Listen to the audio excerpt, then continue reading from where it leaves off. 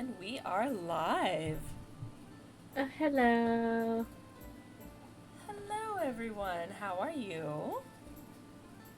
I'm making gods. Oh gosh. Oh gods? My brain had to play catch up there for a moment. I was like, what? Oh, right. I'm Can actually I be a god? I'm actually writing down stuff. Oh my. That's gonna be handy later. Who are Yeah. you? That way people are like, hey, who's the god of this again? I'm like, fuck. Someone? They exist, we swear. You know, that Yes. person with the eyes and hair. Yeah, totally that one. I know exactly which one you're talking about. Uh-huh. Well, welcome everyone to a very special episode of Behold Lore. As you can see in the corner, this is a Destiny Forge Season 3 Q&A as of last Monday, actually. Our campaign ended. However, we do have plenty of mini stories in the future. They're probably going to be character focused and whatnot to kind of wrap up some really fun, interesting things that happened throughout the campaign. So I am Zoro from E3. I am here with, of course, my lore masters, Rhojin and HBFox, but I'm here with the rest of the crew from Destiny Forge. Minus Raven, unfortunately, schedules conflicted a little bit. So unfortunately, any questions you may have for him will unfortunately not be able to be answered at this moment. However, we would love to have a Q&A one-on-one with him at a later time once we are able to. So for now, all of our questions, everything will kind of pertain to the rest of the characters. And of course, any questions to Rhojin, if anyone has any questions about the world and whatnot. So my daughter is laying down. She's kind of behaving at the moment, so I'm just like keeping a watchful eye on that monitor right now. So we're gonna have the floor open to anyone who wants to start us off. Otherwise, I'll start us off if someone wants to jump in. Oh god, the pressure. I will not be accepting questions of why. Why does Alistair have a cabin in the fucking woods mansion? Because he's Batman. It's not a cabin. It's not a cabin in the woods mansion. The way that I had designed it was who Alistair was he knew exactly what the church was doing, and he knew at some point in time it was very likely that somebody was going to come in and discover what he had been doing, as he had been working with the resistance off and on. So he used his vast amounts of money and influence and everything to build all the traps and defenses in his home. That way, if he needed to, he can escape, or he could trap any individuals in a gigantic D&D saw puzzle. I love it. It was so much fun. And we were almost the victims of that. Yeah, one of you almost got Yeah. disintegrated. What I was talking about. It was fine. It was fine. It was just but a scratch. Ouch. Well, that was but one of the many memorable moments of the campaign. Is there a memorable, or at least a favorite moment that you guys had throughout the campaign? Doesn't have to necessarily be about your character, just like a favorite moment you guys had throughout the campaign.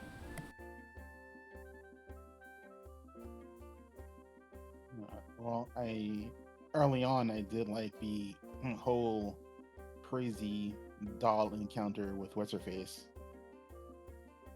Oh, with the hag, with like the soul dolls. Well, not just the hag, the crazy chick who was in the doll that got away. Oh, the carrionette. Yeah. Don't worry, you'll see more of them. Oh, I'm sure. I like hags. What's that? Hags and creepy dolls? Yeah, I think I'll throw some in. Although this campaign was very hag light this time around. Yeah, I wonder why. Ash. How dare you? And no. I'm not. I think it was more Rose telling Yamato to go fucking suck an egg. Oh no, funny enough, the hags are still there. The hags were not well, some hags were shunted back, but unfortunately, due to how hags are technically born, any hag that wasn't born in the Fey realm is technically considered a member of the material plane. So they're there. They're just now in hiding. So basically, all the poor children who were abducted by actual hags and turned into hags are the only hags left. Yep. And let's be honest, hags don't follow Fey rules. They fuck with the Fey just as much as they fuck with mortals. Oh, 100%. Yeah. Mhm. Yeah, Oh, true. 100%. Basically, It takes one to know one. That does actually lead me into a question that I had for Rhojin. Nick Nevin, the queen Yeah. of the hags. I love her. I don't want to call her a god of the hags because hags historically don't like that term, but you know she's like top of the food chain. Queen of the hags, hag mother, Yeah. goddess of Fey magic, all that fun stuff. How did she Mommy, respond? mommy. Or did she even bother to respond to the edict, let's say, of Fae returning to their realm? She had no choice. Being a prime archfey and somebody who has one way or another messed with the lives of many a people, she was pretty much almost front of the line of people who got shunted back into the Fey realm. So if she had any sort of objections, Yamato, or how he will be come to be known as Sul, pretty much said objection overruled, get the fuck out. Oh my. Dang. Good to know. Yeah, Gotcha, bitch. as time progressed, he has become very overprotective, almost to the point of a helicopter parent when it comes to the people of the prime material and Fae. He has an immense distrust and immense dislike of Fae beings. Oh, gee, Understandable. I know a few Fey beings that have an immense dislike of him. Circling back to Zoro's question, I think my favorite moment was listening to the story from Mia about the moons. I really like that story. Oh, yeah, I forgot about that. The I forgot bedtime about that. story. That was fun. I Yeah. had fun writing that story. I'm so surprised you had that just there and ready to go. Yeah, I don't remember why I wrote it, but I'm glad I did because Yeah. it came in handy. If I remember correctly, it was when Nalani ate the cookie and was temporarily a child, and though still had somewhat of the mind of the adult, asked you about stories, and that was one of the ones that you put together.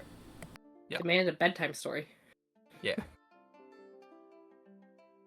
It was a good way to talk about the lore of the universe a little bit in a way that didn't necessarily present it as fact, but presented it more as this is a legend that people talk about. It's spread by word of mouth, and here it is in the form of a bedtime story. Because one of the things that I always try to avoid doing when I write lore like that is I try to avoid saying this is the way it is, full stop. Because that's not how stories are passed. You know, throughout history, stories change, different cultures change stories in ways that kind of involve their own culture.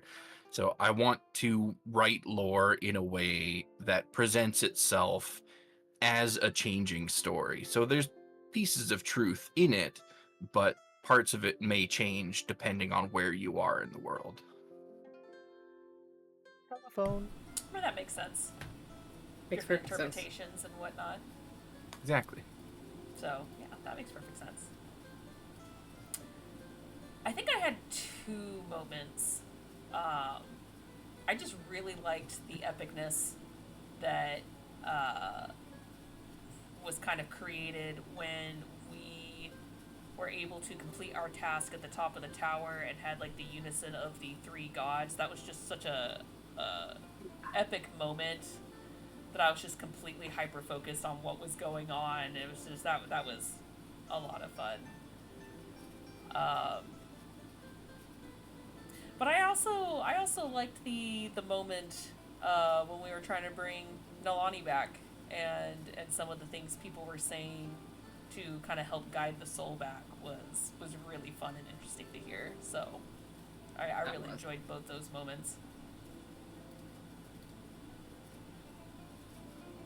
I'm not sure if I would call it a favorite moment, because there's so many other moments that should be taking that title.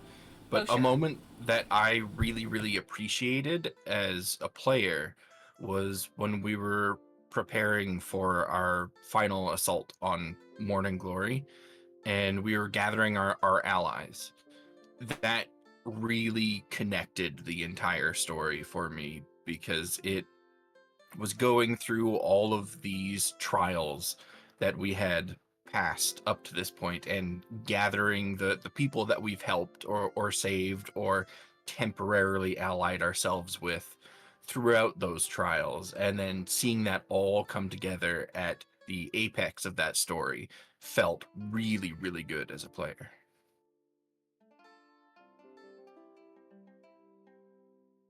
It's definitely something I want to keep doing, is, you know, making callbacks to important NPCs that you've come across in the past, both enemy and ally, not just make them like just like little one shot individuals who may have had an impact at that point in time in the story, and then they're just forgotten. Have them come back for like the last big push, or for like some giant event where it's not just the characters who need to be focusing on this. It's a worldwide event, it's a continent event, or whatever, to where you're going to need the help of NPCs, either upgrading your gear or giving you a little more oomph when you go into battle. Yeah. I mean, it definitely made sense because it wasn't just affecting us, it was affecting everyone else, so it makes sense that other things were happening at that time.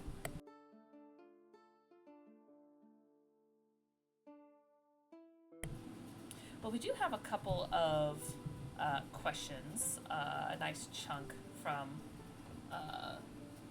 Lottie. So we're going to ask a couple questions. I'll kind of like mix it up, of course. A couple of fun ones. What is everyone's, the characters, of course, favorite foods and drinks?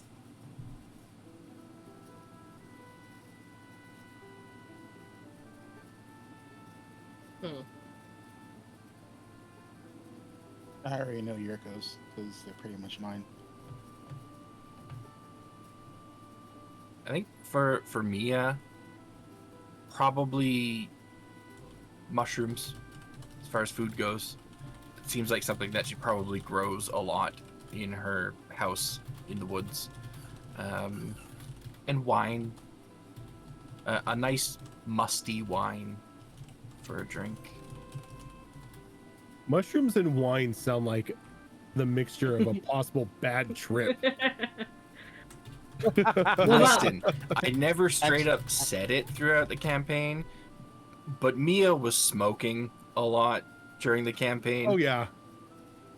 She was getting high Smoking that hash the whole time. I mean, mushrooms and wine is like, you know, the start of any French cuisine. So it's like, you know, That too. she could just be like she could just be some randy French chick. I mean, anytime I see somebody pull out a pipe in D&D, I don't expect it to be tobacco. Look, I've read and watched Lord of the Rings. I know it's pipe weed. And look, I'm not saying anything for, you know, legal reasons, but Mia and I have the same pipe, and we use it for the same reason. That's actually really cool.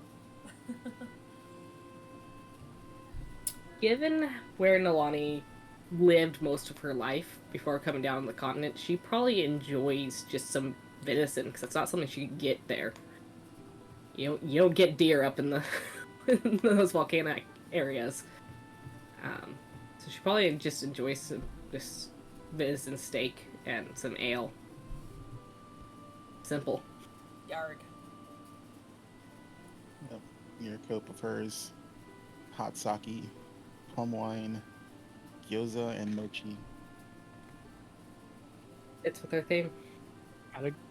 Gotta go with the rich boy food. Some red wine and some steak. Nice. How about Chemex. Kemet? Only the Oh, finest. The Chemicus Chemic. books. Kemek, here's the funny thing. Kemek's favorite drink and food is whatever's convenient. True. Like, they don't Chemic's Poor have... motherfucker. They Chemic's don't like a goat. have... Just stick a Yeah. can in front of her. Like, Kemek... I mean, Kemek does have food and drinks that they do enjoy, but to be completely honest, as far as, like, a favorite goes, it's whatever is conveniently around at the time. They are not picky. Like, it does not matter because I have too much shit to do to be bothered by that. That's why half the time when we were traveling, everyone's like, ooh, look at all this fancy food, and Kemek's like, I'm good, drinks from the Magic Cantina. It's like... So I say her favorite food is soup because she can get it from her container. Oh man, Yes. going out to dinner with Kemek and Vera would be the most boring thing ever. Right? Look, if I had a thermos like, that gave me "Oh." any soup I wanted at any point in time, guaranteed I'd be eating at least 2 meals a day out of that thing. You're telling me that I can have like the world's best clam chowder or any soup that I want? Hell yes. Or like just really good coffee. I would take that with me everywhere, and it's like, what the hell's DoorDash? Oh yeah. It's Where like, do I you want think- Diet Where do Pepsi. you think Yuriko gets her hot sake from? Right? I need to bring those back. I need to make that like a magical item that like an artificer or somebody can make, because those They were things amazing. are amazing. It's like you think she can just walk in any town and ask for hot sake and they're gonna know what the fuck she's talking about? In Odag, which is like almost the North Pole, is like, yeah, can I get some hot sake? The fuck's sake? What I really liked about those items is, firstly, they weren't broken at all. They weren't broken items because they achieved the exact same thing that a day of rations does. Mhm. And everybody has access to rations. But I really, really enjoyed those items because they gave some insight into the personality of the characters by what the characters were choosing to have them generate for them. Food can tell you a whole lot about a person, and that item really served that purpose.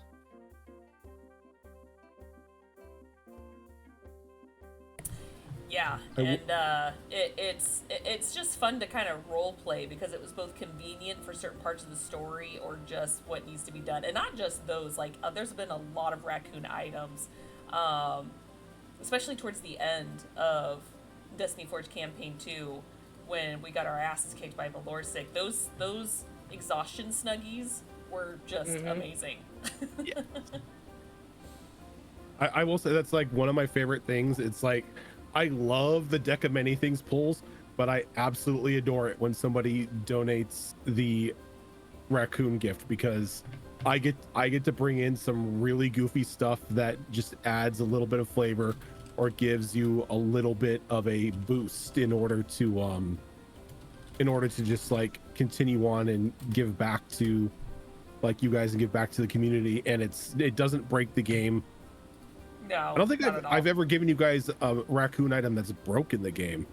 I don't think so. No. Like, So- No. Yes, you have. I do. Which one? It was in season.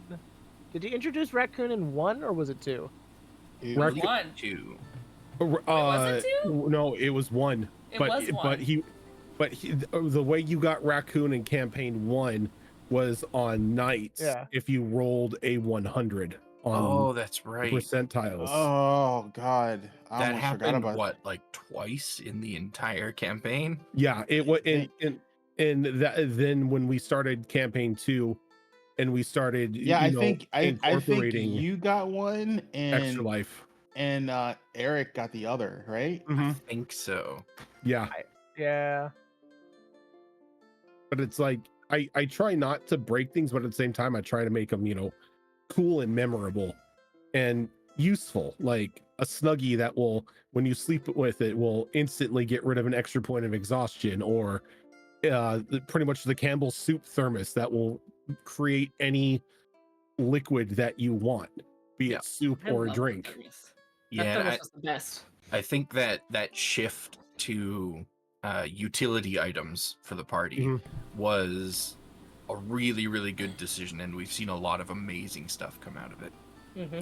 Yeah, because I was actually going to bring that up from campaign 2. Like, we used it when we were kind of in a pickle, but I think the most epic moment of using raccoon items was when we were, granted it was a fight we had to flee, but it was still epic enough to where we were facing against the Fey Queen and the Ghoul King, and we were like, oh look, there's water, everyone on the count of 3 before we go into battle, because it takes a minute to do, let's throw our sponge dinosaurs in. Yep. And by the time we started fighting, all of our dinosaurs came to life, and it was the most forgot about fun- the dinosaurs. it was the most Sponge fun dinosaurs moment. were awesome. Because they That turned was into amazing. real dinosaurs, and they Fucking- didn't last too terribly long, but just enough to like shift know. focus so we can get in a few jabs, and so we can But like the figure out what's the going best on. part about the dinosaurs were they didn't look like actual dinosaurs. They were just like, giant sponge dinosaurs. Yeah, like the shit, like the shitty sponge dinosaurs you used to be able to buy at like Dollar Tree or something like that. Yeah. Well, and it was funny too, because to make it fair, you're like, I'm just gonna random roll different dinosaurs, and we got some pretty fun dinos. So. Oh yeah, dude. I It think was we had like cool. we had there's a brontosaur, a brachiosaur. Someone lucked out. Someone got a Spinosaurus. T-Rex. Someone got a T-Rex. Someone got a Spinosaur. Somebody got a raptor. Somebody got a pterodactyl. I think That's- we got- Keith we- still has hers. I don't think she used it in that moment. Yeah. No, you didn't. You were just like, I don't know, you were fucking around or some shit. Well, Keo was pretty confident in her own abilities at that time, because she had access to some pretty ridiculous magic. After that moment, she was not so confident because everything was just rebounded right back at her. But going into it, she had a little bit of an ego. As 100%. most Knolls do. This is going to be a pretty, somewhat intense one. I'm sure some of us have multiple feelings, but also asked by Lottie. Why did certain characters have certain beef with different decisions that the other members have made previously? I mean, just to throw it out there, of course, no party is going to be perfect. There's always going to be some clashing. Funny enough, Destiny Forge 2 was pretty close to being on par with a lot of stuff. Of course, there were still some differences, but that was probably the closest, with like a lot of things being like the synergy was great. One was hella clash with That's each where all other. princesses. we were all princesses. Yeah. All princesses. Campaign 2 was quite literally the Disney Princess campaign. Look, I was fine being a And It was. the great thing is that wasn't planned. No. Like we 100 did not talk that. 100% unplanned. It was fantastic. It's like when we all walk in and we're all monks and we're like, oh shit. You're a princess. You're a princess. Everyone's a princess. To be Look, fair, if I was you a all- duchess and I was okay with that. If you all made monks and you didn't tell me and you came into a campaign, I'm like, fuck it, I'm making you all the Power Rangers. Yes. Here's the fun Yeah. thing though. Here's the fun thing though. We actually Dibs have on talked Green about Ranger. this, where because some people are just like, oh, I don't know if we should have 2 wizards. It's like, you know what? It doesn't matter if we're all wizards. I bet you anything, we're all going to be completely different classes. And here's the thing: even if 2 of us played the exact same class, I bet you anything, both those people are going to play them entirely different. Whether it's spells, playstyle, or what. We had that. Like Yuriko and Raven's character were Battle Masters. Exactly. Yeah. Perfect example right there. So it's You know. so it's funny. So if we all like That we made joke me cry. That That made me cry. It's like, do you know how hard it is to set up a fight for one high level fighter. When you've got two high level fighters and it's just like Yeah, the going only, back to the back, only it's like, reason oh, why it okay. wasn't two high level fighters is because there was the intervention of the Snow Mother. It's just like, oh, okay, well, here's the monster. I'll just sit back and let the fighters take their 27 turns. Raven and I, we're gonna play pickleball with every monster you threw at us. Yep. Another example was Ash and Tickles were both fighters. Yeah, that's true. Yeah. One was ranged, one was in your face. So yeah, we could all have the same class if we wanted to. We'd all have completely different fighting styles, or at least play the same class differently. So so with that being said, rolling it back a little bit, like, of course there's going to be parties that have like great synergies, and some are going to clash. Some clash harder than others. Cough Tricorn before Tricorn. But this group was pretty darn good. But of course it had plenty of its moments where we disagreed on stuff. So we can just kind of go around the table and see why. Of course, we don't have to pick every single one because there's a handful of them. But if anyone wants to say why they had certain beefs with certain situations or characters, actually, with what went on in a particular situation, if any of you guys can think of one. I mean, we can start with the obvious one. Yuriko and Alani that clashed a lot Girl, at the beginning of the campaign. I did not understand that at all. I was like, I don't understand the beef here. So this is actually perfect, because I did not get that at all. This was like episode 4, and I'm like, what's the deal? Yeah. I can't speak for Yuriko, but from Nalani's perspective, especially with Yuriko trying to become the warlock for the Snow Mother, at that point in time, she'd been raised, magic is bad, magic is evil. So to her point of view, Yuriko was selling her soul. She was doing the equivalent of selling her soul. And so she was going out of her way trying to make that as hard as possible for her to get done because she did not want her to sell her soul. Yeah. And so in her point of view, she was trying to save her. Yuriko had like no idea because Nalani and Kemek kept to themselves, and for the most part early on, episode 4. Pretty much still for the most part. I mean, anyone who says they have like, more than like a 10% inkling of what goes on in Nalani's or Kemek's head is lying to themselves. At the very beginning, yes, I do understand that, but of course, unless they've traveled together, no one's gonna be like, I fully trust you day one. So of course you're gonna have some moments where you open up. Perfect example, Kemek is I don't want to say slow to trust. That is true, but that's not quite the right term. But they first started opening up to Mia, and then kind of slowly grew from there because of Kemek's past experiences, which we have not touched at all. Because of those moments, Kemek is just like, I'm gonna do the lone wolf thing, but it's not like the stubbornness. It's more of just like, I just do better by myself is all. Because everyone else is kind of an asshole. And then over time, that was kind when of in fact, like, you were an asshole? Kemek wasn't. Kemek was... I personally didn't think Kemek was an asshole. Kemek is just Yuriko blunt. totally thinks Kemek is an asshole. It's okay, because Kemek does not like Yuriko, thinks Yuriko's an asshole, Yeah, I mean, because, like, totally, like, there's no at all between those two characters. I can honestly say, I mean, Yuriko doesn't want to kill Kemek, but if there was a choice between saving anybody else and Kemek might have to catch one. And yet Yuriko kept coming to Kemek for advice, so that was interesting. Because you knew magic. That's the only reason why she ever talked to you. Just because she doesn't like you doesn't mean she's gonna not use you as a resource. If Kemek chooses to do it. But yeah, if did anyone else have any moments or even certain decisions that were made? I don't think I really have an answer for this question, because I felt like Mia didn't really have beef with anyone throughout the campaign. There was certain moments where she got a bit frustrated, sure, but like outside of the event in that moment, it wasn't something that she held on to. She saw value in the relationship that she had with everyone, whether that relationship was a positive one or an incredibly neutral one.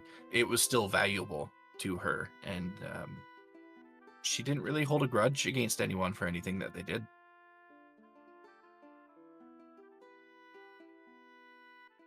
I swear, if Mia touched one more fucking crystal and chop her hands off.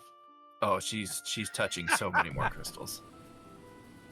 Oh yeah, I don't even know if it was discussed, but Kemek did Probably experiment licking them with that too. crystal. The one that was in their bag of hold, the entire the first half of the campaign. Yeah. They're like, well, I'm gonna deal with this shit. Wait, you finally got rid of that thing? I did. Yeah, I did. We had to chuck it, to get the the dragon corpse. Oh, that was We no, that swapped it. wasn't. No, because when I took it out of my bag, it was just a book that fell out. I don't think anyone caught that, actually. Yeah, the crystal was not in there. It was during the time skip. Kemek just had a book in there until they could think of something else to put in their bag. But something always had to be in the bag. Doesn't necessarily have to be magical or crazy. Just had to be filled with something. I thought we swapped that thing out for something else. We did. For the I eventually dropped the book to put in the chest with the dragon's eye in it. Mm-hmm. But it was a book that was in there. It wasn't the crystal. Yep. But if you want to see that crystal, it's hanging out at Kemek's tower. I want to touch back on something Zara was talking about with Kemek opening up to Mia first. I did feel a lot of the times Mia was kind of our linchpin in the group a little bit. Because it was kind of the same for Nolani, where Nolani knew Kemek, and Kemek and her had an agreement on why they were traveling together. But as Kemek started opening up to Mia, Nolani started seeing it too. And of all the people, the first two people she liked in the party were the two wizards, which were so against everything she believed in. It threw her through a loop. But it eventually led to her feeling like the group was her tribe, because she didn't have a tribe growing up, so. And now she's a queen. Yeah, that was real awkward for her. She never wanted that. She almost dropped it and left it behind, and in the end went after and decided, no, this is what she needed to do, so.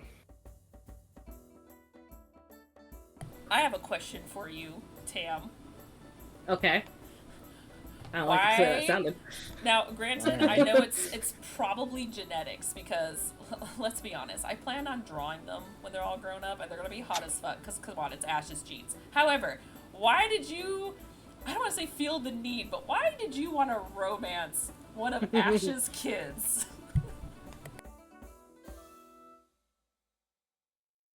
Orc's hot. Did you plan that, or was it? No, it was just not something... planned at all. Oh god.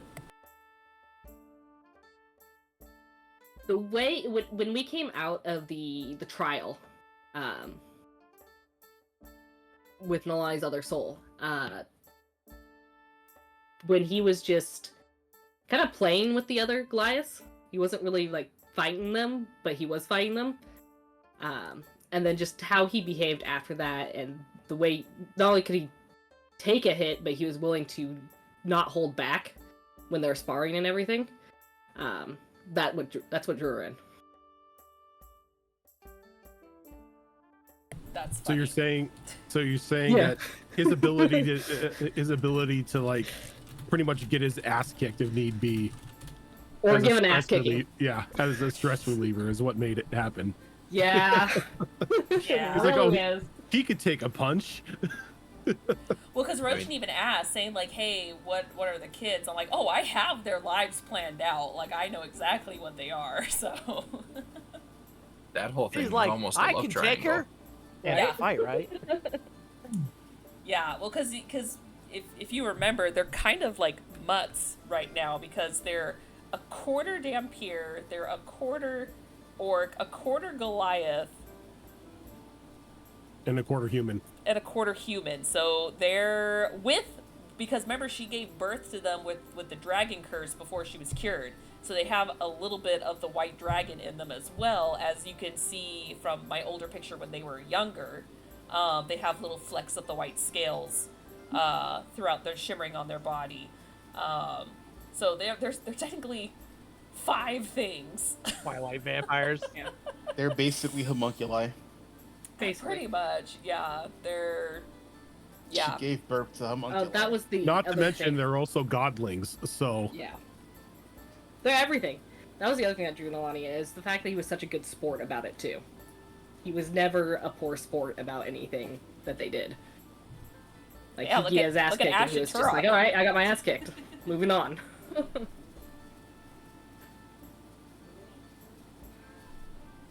Yeah, I mean, look at Ash and Turok. They Yeah. had the upbringing of like, hey, you need to be strong, protect your friends, be humble, and just have fun with life. Also, here's a smut book. Go away. Like, yeah, man. It's like a Chad without being the Chad, you know? So I've got a big question for everyone. Go Oh, no. on. Not counting the stuff that's likely to be mini stories that we play through. What is everyone doing now that the campaign is over? Now that everyone's probably going their separate ways down their own paths. What are those paths? Yuriko's looking for a ritual. Yeah, I don't know how much we can reveal because I don't know how much we're gonna cover in some of the upcoming stories. I mean, that's Ryuko's immediate plan. You know, unbeknownst to everyone in the party, she's been told how to free her parents from the abyss. So her primary course of action is to like find this ritual and see, you know, what the deal is. What are the long-term plans? Because the short-term ones are likely to be the stories that we play through. Oh God. The stuff that was left unresolved. Those I would say are short-term. What are the long-term plans for everyone? Yuriko's too broken. Trying to have take down a long-term society. Bring down the system, man. plans. I Pretty much. I specifically wrote Yuriko as a broken individual. She is emotionally broken. She's not, you know, sociopathic or psychotic or anything like that, but she has severe trust issues. She has a like Gibraltar-sized chip on her shoulder because she's been lied to by people of authority in her life that were supposed to be doing things for her own good, you know, and all it's done is just led to more lies and more hurt and more confusion for her. So, like, she really has severe issues, and the only thing on her mind is basically finding out what actually happened to her parents, which she did, kind of, and freeing them now, which she's working on. So, Outside of that, so my there's question to nothing- you, there's nothing rattling in the head hers. Maybe a couple bars, but she still writes songs and writes poetry. But aside from that, that's all she's got. What was that, Groodz? so my question to you, Azharen, is for season 4, you're gonna make a 4th character with bullshit trauma, right? Oh no, she's Still gonna be gonna be Rose. fun. I mean, She's gonna be fun. You got Ichirai, you got Rose, you got now Yuriko. Okay, to be fair, Who's the 4th man? to be fair, Ichirai didn't start off with trauma. No, He just he was a became nice the boy trauma. at the start of the campaign. He Yeah. was, boy. Yeah, that was He that is was the trauma. that was campaign-induced trauma. Yeah. Like Ichirai was molded into the being he is today. It started off where it's like, oh gee, I'm traveling with this new group of adventurers. Let us go save the world, fellows. To everybody is horrible. Yeah, I Yeah. had a wife in an alternate dimension once. Yeah. yeah. That campaign was the only campaign where we were a hair's breadth away from player-on-player death. Multiple Because- times. Multiple times, because Ichirai was going to kill you. Like literally, like was. he just had enough of your shit, and it was over. Like it was either gonna be you or him, and he was like, "It's on, like buttered popcorn. Let's go." I mean, there was that one moment where the two of you were actually going at it, and Cassius and Elric were were. just kind of off to the Kicking side, heads. like, yeah, well, we're just gonna let this happen. It's about time. Yeah. Sometimes I won't lie, I was going to lose that fight. I was going to lose that fight. Regardless, there's no way against a monk. I don't give a fuck what anyone says.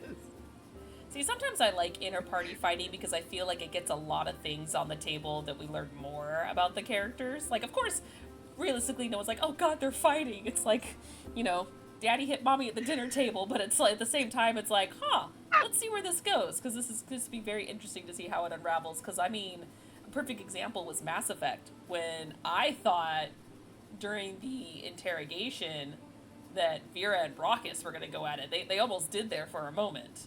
And I was like sitting here as the DM getting ready to pull up my popcorn and be like, oh god, what's going to happen? Because I'll let this happen. Look, you called it You called it an interrogation, and you got mad when the quote unquote line was crossed.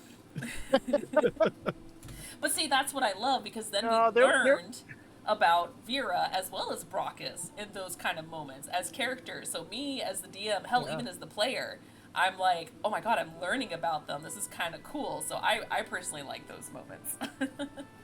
All the time? Yeah, okay, maybe that gets a little sad after a while, but like every once in a while, it's kind of fun to see and learn more about the characters. So yeah. and it's like they've grown now to where it's no longer just like conflict between the two of them. It's more just teasing. Yeah. Because, I mean, technically, it was very short-lived, but technically for a while, as we all know, well, okay, yeah, Ash still hates the fucking Minotaur, but she had legit reasons for hating the Minotaur, okay? Let's The be Minotaur fair. just would not You stop. leave her alone. The a vast majority of the world hates dice. Yeah. Yeah. People You don't know leave dice, her just hate alone. dice. She did nothing Snuck wrong. out.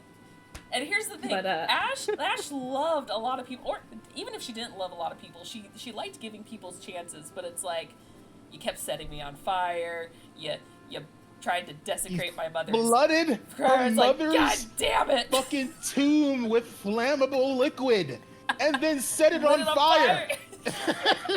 She was Yeah. the most unluckiest cow.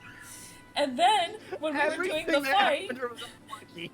and then when we're doing the fight on the boat, everyone's like, "Oh shit, we're gonna be raged." Ash is the only one face to face, and you're just like, "I'm just gonna keep casting fireball." I'm like, "You could push it a little further back so it doesn't hit me." Nah. And Ash is like, "Son of a bitch." This cow is just obsessed with fire, and I fucking hate her. Circling back to Fox's question, I feel like I can reveal what Nalani's doing, because her story did end at the end of The That's true. Pretenders. That's true. At least campaign-wise, she's someone would probably convince her to go on to some of these mini stories, possibly. We can see, possibly, but her story is pretty much wrapped up. She is actually attempting to expand, not only to reunite the Goliath clans into one again, as they were back in the time of Kyo. Not Kyo, God, I forgot my own character's name. Nalani. No, the Kai. It was Kai. Kai was her other soul. Oh. I'm Yeah, like, back in the time of Kai, when he was alive, he united the clans into one. They split again at his death. But she's not only trying to reunite them, but she wants to expand it across the entire upper portion of the continent. Like, all the volcanic region, she wants that to be theirs. So that's her goal. And trying to also get a written history. So their entire history has been oral, which is why Kai's story could be twisted the way it was. And why the Snow Mother's lore got twisted the way it was, as she knew it as a child. So she is also trying to get a written history for the Goliaths, because she doesn't want that twisted anymore. And even if it's burned or destroyed, there's always copies that survive, so... Kemek, as I did reveal for fun, it's just the journey that's gonna be fucking funny. But I was trying to give a reason during the time skip. I'm like, I really want to keep playing Kemek, but what is their end goal? Because they obviously achieved one of their goals, and I'm like, what can I do to like keep them around? What are they gonna do now? And I'm like, holy shit, the librarian. I was like, Kemek would love to take that seat. And why shouldn't Kemek take that seat? They, though may not seem like it, are responsible when it comes to certain lore and historical texts, and they are literally a time wizard, which is what the librarian does, is time. Is the librarian even known outside of a handful of people, though? Not really. Like, No. his existence is, funny enough, lost to time, to the point where like the only people who know about him are some of the higher gods, and then the campaign 2 crew that was there, and especially Keo, who threatened to dox him if he decided to, you know, pull that crap again. But it made sense for Kemek to know about it because time god. He's technically not the time god. Well, yes, that is true, but it has dabbles. He is the It's been recorder of 2,000 all years. history. He's a scribe god. He's not even a god. He's an old one. He's Yep. pretty much quite literally the first being of existence. And all he does is he sits there and he records every line of history for any being to have existed or that will have existed. So it's technically not so much Kemek wants to be a god. It's just Kemek finds that intriguing and pleasant because Kemek does enjoy those things. It's nothing out of control or malice or anything. Kemek genuinely enjoys that and wants to be part of that. So I make a joke saying Kemek's trying to achieve godhood, but realistically they just want that seat.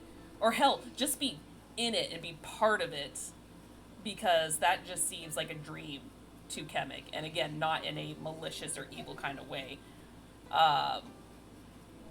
So yeah, so that's kind of their ultimate goal long term. Maybe a few things in between, but like perfecting certain, probably even create some of their own time spells, because that was another reason why they wanted to resurrect the god. Part of it was just to kind of learn and maybe even create some of their own spells. But again, that also could be fairly long term in between the projects and whatnot. So for Mia, her long-term goals now are actually not too dissimilar from Kemek's. Her short-term obviously is to fix all the stuff with Etrund and reunite him with Chandra and all that stuff, which may end up being one of the mini stories. But long-term, now that she feels like she has played her role in kicking off the restoration of the celestial plane, she's kind of moved on to personal goals that have really nothing to do with the celestial plane or her celestial heritage. After the moment on top of the tower, touching that magic that is typically beyond that of mortals, she was infatuated. She was high on it. And after learning as well that several of the gods that we knew about weren't actually supposed to be here in this plane, like Lathander and all of that. And then now also with the absence, the power vacuum created by beings such as Nick Niven no longer being on this plane, her ultimate goal is to become the mother of all magic, to become this plane's Mistra. She I read touched. I read that book. It doesn't end well. She touched the magic of the gods, and now she wants to control it. And she kind of hinted at that a little bit at the very end, with the conversation with the demon before we went back to our own plane. She, like Kemek, doesn't have that much of an interest in being a god in the sense of being worshipped by people, but she does want that position of being the one in charge of it. If that comes with worship, so be it. But that's just part of the job. And the And I great think thing if- about being a god of magic is there's so many gods of magic in each realm. Yeah. It's not just a Oh, one. 100%. It's not just a one deity type thing. Yeah. And see, if Kemek knew that about Mia, one, it would be funny because Kemek's like, oh my god, we have similar goals, look at that. But at the same time, Kemek would, because me as the player, I was like, oh god, if they're trying to become a god, this is going to be very interesting on how Kemek views this. But if Kemek, like, learns about that, Kemek would be like, that's impressive, that's great. Yeah, That's and cool. I think Mia probably would tell Kemek about it at some point. Mia herself didn't really admit to herself that desire until that moment at the end of the campaign. Yeah. When we vanquished that demon and were on our way back home. That's when she really came to that realization of, I want to control it, type of thing. Yeah. And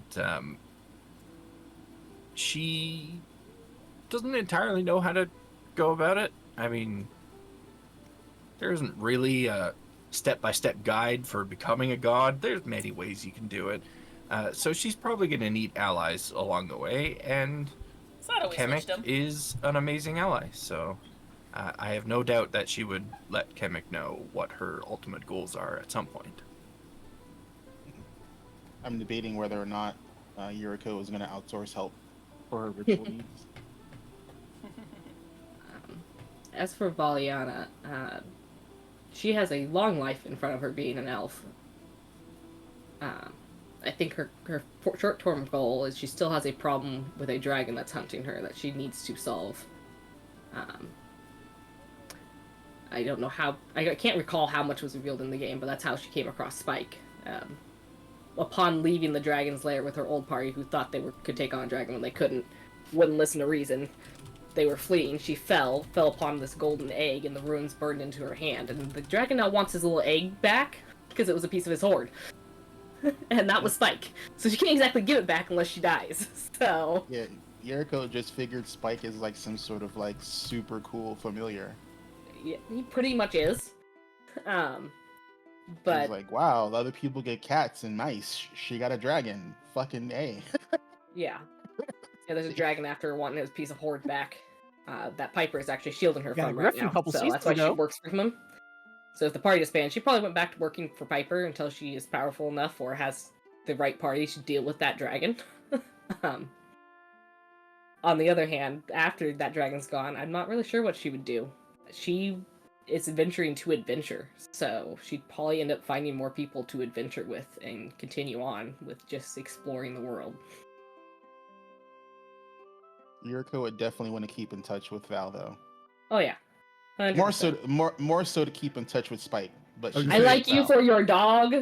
Yep. pretty much. It's one of those. It's fine. It's one of those relationships Pretty where you're much. friends with somebody because they have a cool pet. Yep. It's like we're literally friends because I like your dragon.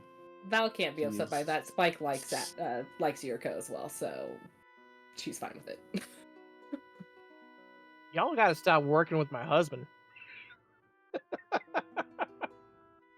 I mean, if I we stop mean, working with him, then he's out of a job. Yeah. I mean, it That's took true. her a bit. I mean, because she had to get over PTSD. But I mean, she doesn't mind Piper. I mean, the fact that he's a demon is still kind of skeeves her out. But I mean, of what she knows of demons and how he acts, he's definitely the atypical demon on the demon scale of demons. Like He'll be fine. if she had no idea he was a demon, she would have never thought he was a demon. She would have just thought he was like some weird, other planar being. Yeah. Oh, this ought to be interesting because this is very similar to the food and drink. But Lottie also asked, what would each of the members say is their favorite kind of attire if they had to choose something?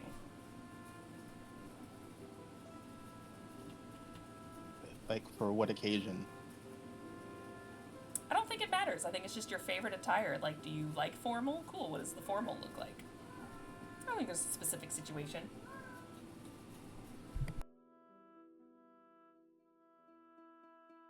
I mean, you saw Yuriko where she's like all into the mini kimono. And she's literally practically naked in the morning when she wakes up because she wears like super sheer clothing. But Ilani will join you in the practically naked. She likes anything she can move in, and she will not hide her tattoos. She tries to show them as much as possible. Just as a fuck you to the people who hated them.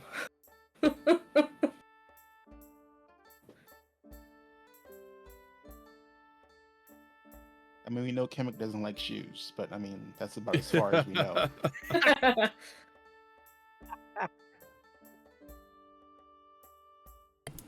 Look, Kemek just likes, yeah, definitely. Well, because they like being underground. So no, you need shoes underground. Because it's not snowing under there. Pretty much what Kemek wears now is like their favorite attire / preferred attire, I guess, where it's just kind of dark and comfortable, because dark means that they can blend in the shadows if need be. Obviously, their vitiligo sometimes will counter that, but, they got what they work with. And, yeah, they're just comfortable, simple clothing, preferably with pants and no shoes.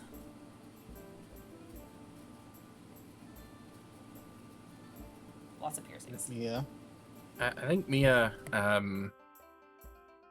although she does, when she's out and about adventuring, she does prefer something that's more akin to like what she has on in her art, where it's kind of a form-fitting ensemble that looks fancy but is still very much made for mobility and all that. But when she's just at home relaxing, it's very much like hag robes, long, flowy, and just the most comfortable thing you can think of. No, I don't consider hag robes to be like comfortable. Well, when I say hag Have robes, you ever wore one?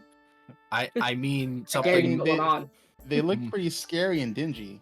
When I say What are you, hag a robes, haggis? I mean something more along the lines of like long, flowy, almost like silken type robes. Not Oh, so like much like the overgrown rags that a Baba Yaga would wear. like the blood hag we ran into. Yeah, those types of the nice kind of hag robes, not the gross, nice. dingy kind of Now, hag see, robes. I have like this canon in my mind that the only reason why the hag robes look so dingy and everything is so nobody steals them. They're glamored to look like they're Canon. just Yeah, shredded. Like if you can dirty see and past the spoiled. glamour, they're like tricked out to the nines. Yeah, it's just like, like it's like instead of like just this burlap dress that they're wearing, it's just like complete like top of the line like Louis Vuitton stuff. Yeah. When I think about hag robes, I'm the same way. I think of something more like witchy and arcane, like something that you see depicted in art of Tasha all the time. That's what I think of when I say hag robes. Okay, I mean, well, I'm dating myself, but I mean, I your description perfectly aligns with Samantha from Bewitched when she's wearing her witchy gear. 。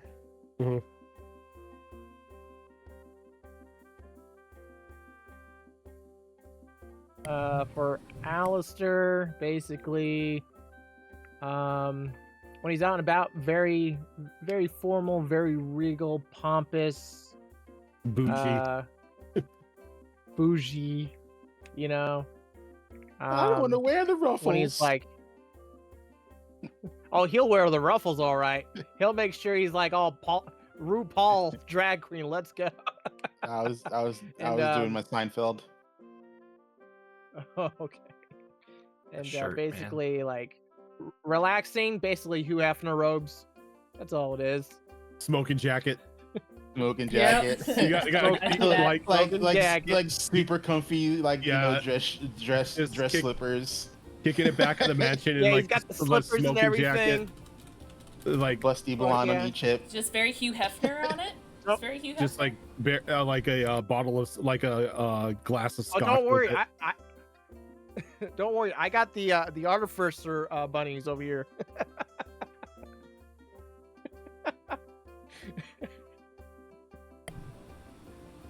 I have a question, and I have no idea if we're going to tackle this at all. But who is the network inside of Chemic's head right now?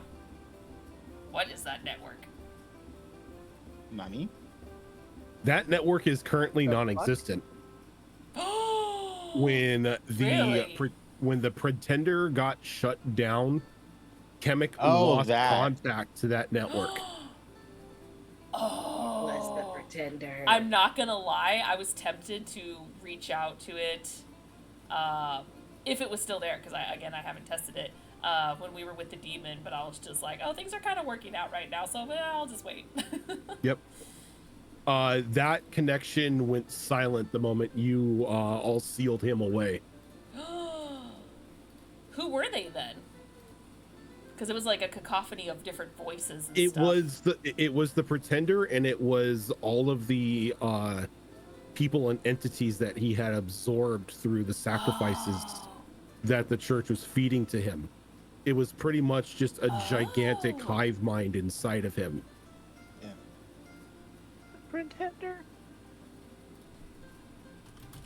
So like all like the mages and all the Asimar and everything that were like taken to Morning Glory and they were sacrificed to him, they became a part of him and then became a section of that cacophony of voices that Kemet could hear, because every time he absorbed somebody, he absorbed their knowledge. Yeah. Okay, that's good to know. Because I remember I was playing it safe on certain things of information for a while there, and I was like, are they still in there? This will be interesting. Yeah, Groodz, the Pretender was the boss fight for Morning Glory. He was the one that was tricking everybody into thinking that he was Lathander. He was the one that was corrupting the church and the Inquisition and everything like that. And then there was a huge fight in the church in Morning Glory against him. Yeah, we'd also found out that he had previously tried to do the same thing with the Goliath clan. Mm-hmm. That's where Kai's soul. Gotcha. He was considered to be an evil dude because Well, he I'm was glad you kicked his ass. Yeah, Yeah, that was a pretty epic fight. it was very It epic. was I a good enjoyed one. that so I mean, much. Regin's That fights whole are always epic. Yeah, and then the ending and the afterwards. What would have happened if we hadn't defeated the Pretender? Oh, God. So if you TPK. didn't defeat the Pretender and he actually ended up succeeding in his plans, pretty much the group itself would have become like a part of that cacophony. And then they would have had a front row seat of him pretty much ascending into godhood. The Pantheon would still have been rebuilt, but it would have been built in his image. Oh. And Odag would have been pretty much his seat of power, as he would not be content with being only like a high god. He would be the god king, and he would sit in rulership in Morning Glory and just watch as his influence and everything spread out to the rest of the world. So basically, eyes in the sky, literally everywhere. Yeah. That's terrifying.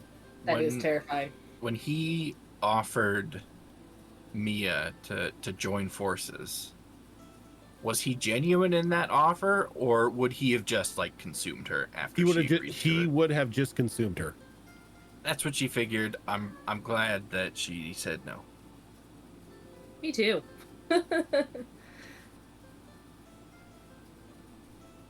Speaking of Morning Glory and everything, though, I don't know if we'll be seeing this part of the world anytime soon in any campaign. So, just for my own notes and lore taking on the world, say at the start of our next campaign, which you said is like 40 years or so after this one, at that point in the timeline, what does Morning Glory look like? How has it changed over those decades after everything has come to light? Morning Glory is Morning Glory, and in a large sense, ODAG is a lot less isolationist than it was. The moment that the Pretender was defeated, and then Sewell and the big three, the Frost Mother or the Snow Mother and Travala have technically ascended to their thrones as like the big three gods. They pretty much began to help and influence the people of Odag to bring them together to break the Sun's crest. Morning Glory is still a very large, very prosperous city. Its ports are once again open. They have open trade with like the rest of the world. Still a very strong church, but coming back to the worship of a actual god. There's no inquisitions or anything like that of the sort punishing mages, are pretty much enslaving artificers and everything like that. And it's more focused on order and balance. It is also the seat of power where technically the Brotherhood of Sewell, which is a very high and old school in their ways of thinking and practices of paladins, originates. Harmonium. And after like a paladin of Sewell is trained and everything, they have two different roles they take. It's either order or vengeance. Order is more of you are going out into the world and you're acting as like pretty much a judge. You're overseeing rulings that, you know, kings or whatever can't do because it's in the wilds or it's in a like an independent state or anything. You're there as like a third party arbitrator, where vengeance is pretty much just as it sounds. You are there to right the wrongs of the corrupt, to protect the weak, to vanquish the evil. You know what? Just to follow up on that, because you said there was a chance we could have met them. We also, we actually did meet a couple of them. Others we were probably going to meet, and didn't make it as far as we thought for reasons I completely forgot. But Gloomsbend, where our one-shot took place with Candy. We've so far have seen kind of what Candy and Mila have been up to. And we potentially had a chance to see what, and I apologize if I'm pronouncing this wrong, Fox, Calum? Or Kalim? I don't even remember. It's all good. we'll reference the mods later. But like, what has he been up to, or any of the other characters, as well as Candy? What are all those guys kind of doing now that the world's just kind of continuing on in a positive mindset now for ODAG? Sorry, you stole my question. I was about to ask the same thing. So the way that I have it, the way that I've thought it up for like Kaleem specifically, after being technically the one quote unquote true follower of the true Lathander's teachings and everything, and making Gloom's Bend the light in the darkness for the year or so that he was overseeing it as its high priest. As soon as Morning Glory or the false church fell, he was lifted into a higher position, as he is now one of the higher members of the church. He's one of the members of like the ruling council of the church now. He's the Pope. No, he's not the Pope. He's not the Pope. But seeing as how Brightscale had technically fallen in disgrace, Brightscale kind of like stepped aside as like the head, like as the forefront head of the church, and Kleem has come in and has like filled that spot. More like a cardinal as opposed to the Pope. Yeah. Like he pretty much just sees the like oversees everything going on in the church. Candy, on the other hand, has pretty much been tutoring both Kunkaval and her what's her Mila in like her ways, trying to guide Mila, seeing as how what Mila is carrying with her, as Candy knows what she has, and she is trying to make sure that when the time comes for Mila to go back out into the world on her own, she is ready to like bear that burden. That's gonna be a challenge. Yeah. Mila's a little unhinged. Because like Mila is one of those ready. Mila is one of those characters that literally is carrying like pretty much a universe ender with them at all times. Like you Oh god. Literal it's music. just like This is not the person you want holding that. it is like it's like if she learned about it, it would be very tempting to just go balls to the wall on it, because it is just a unending font of magical energy. Yeah, that would be a temptation for her. Just out of curiosity, do you have anything planned that you did for any of the other characters? I know Oscar was the one that was working on the railroad system, hence why there is one up there. Yep, Oscar is pretty much the forefront. He's pretty much become the Tony Stark of the artificers in Odag after Nice. his suggestion of the rail system and everything that kept everybody connected throughout the whole ordeal when Sun's Crest was up, Morning Glory was segregated from everybody else, and this was like the only way to get from point A to point B without being consumed by the undead. He just earned a lot of respect and a lot of prestige from that, to the point to where after the events had gone off, the artificers and the mages were desperately needed to go through and undo all of the arcane or the necromantic sigils that were placed underneath the snow in areas of like the wildlands of Odag that were summoning these undead that were putting fear into people. And so like he now sits at like a high spot on like in the Artificers College. Hell yeah. Magic nano machines, I have a baby. question. It's gonna happen. Nano machines, son. Yeah, go ahead, Groodz. What happened to Mr. Blue? Mr. Blue? I think Oh. he went with you, I think, as a way for you to kind of go off screen, I think is what happened, if I Yeah. remember correctly. Mr. Blue is an interesting sort. He is, I'm not gonna say a MacGuffin, but he is that problem solver that introduces problem solvers. In a means of to like with Al, he was Al's handler. Any information that needed to be delivered to Al, Mr. Blue would show up and, you know, give Al that information, tell him what the mission was, tell him what needs to be done and everything.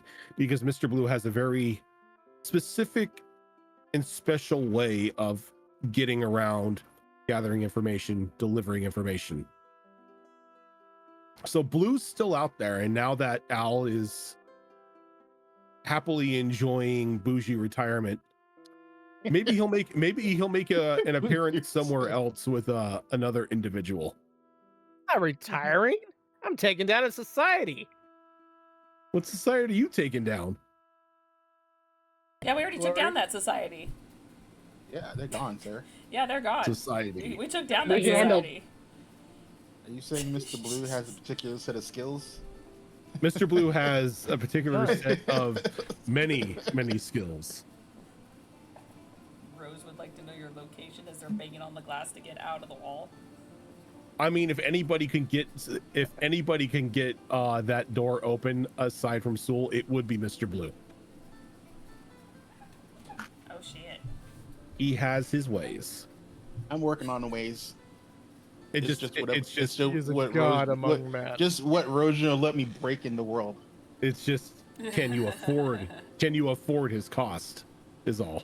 Oh my. Rose has friends on the Your other side, life. and they're much I've cheaper. got friends on the other side. I just watched that movie Yeah. recently, so it's pretty fresh in my mind. Kid movie things. So yeah, I think at this point we're gonna go ahead and just take a break, get up, stretch, replenish our drinks, rethink some questions, life choices, character decisions, all that stuff and the like. And yeah, we will I hate be my back. life. We'll be back in just a little bit. Don't go anywhere.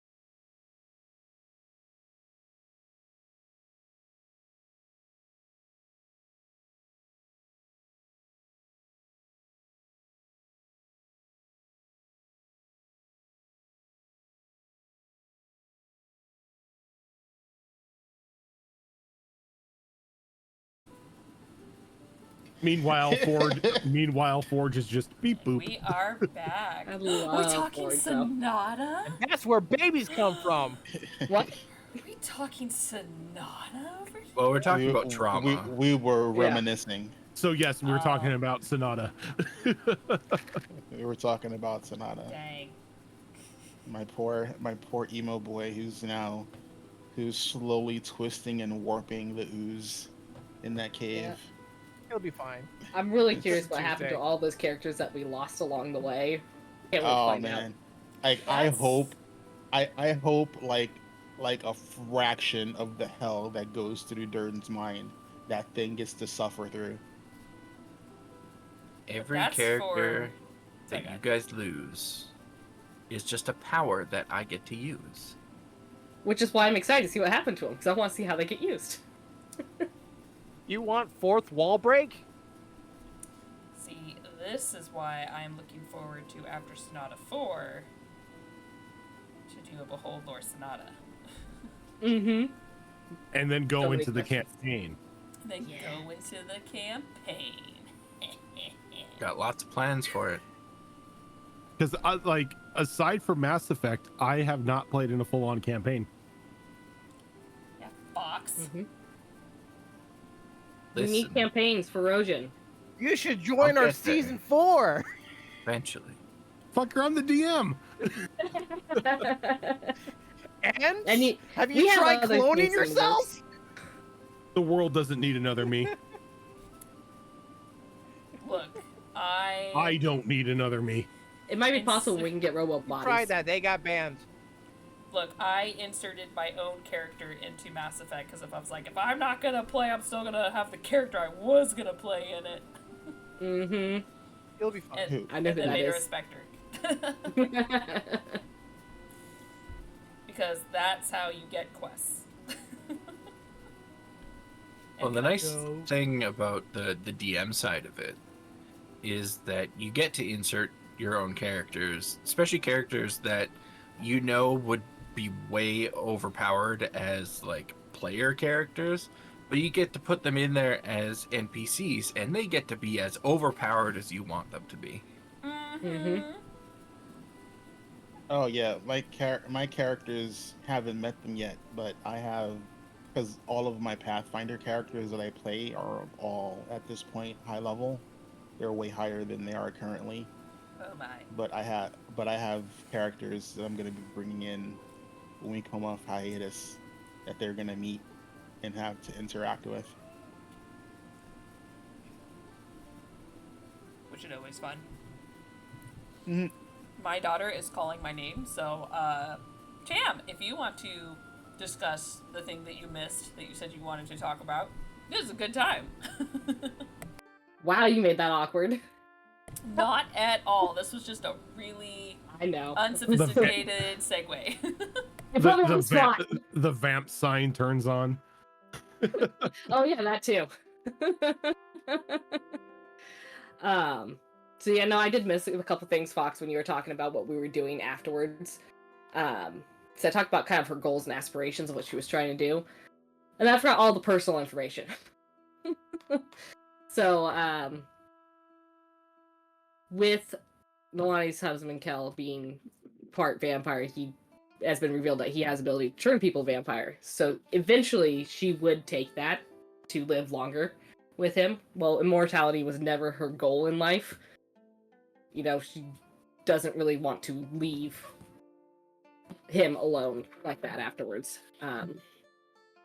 That being said, unsure of how turning vampire in kids works, she probably would wait until after she had their kids first. Which she would have had 2 children, both little girls. I gave them names. One was Lily and one's Moa. So, go ahead. The glorious thing that I don't know if a lot of people know in this world, high vampires have the ability to reproduce. Like, if you are like high tier vampire, you walk out in the sun, nothing happens to you. You can reproduce like a normal mortal can, and produces like true vampires and stuff like that. Now, if you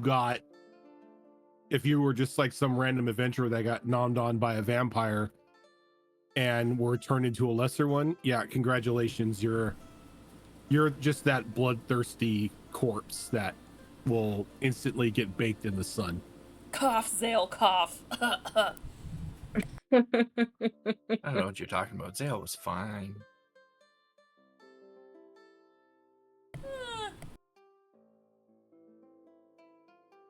That being said, when Nalani goes vampire, what happens to Kai? What do you mean? Still there? Is he still there? Oh yeah.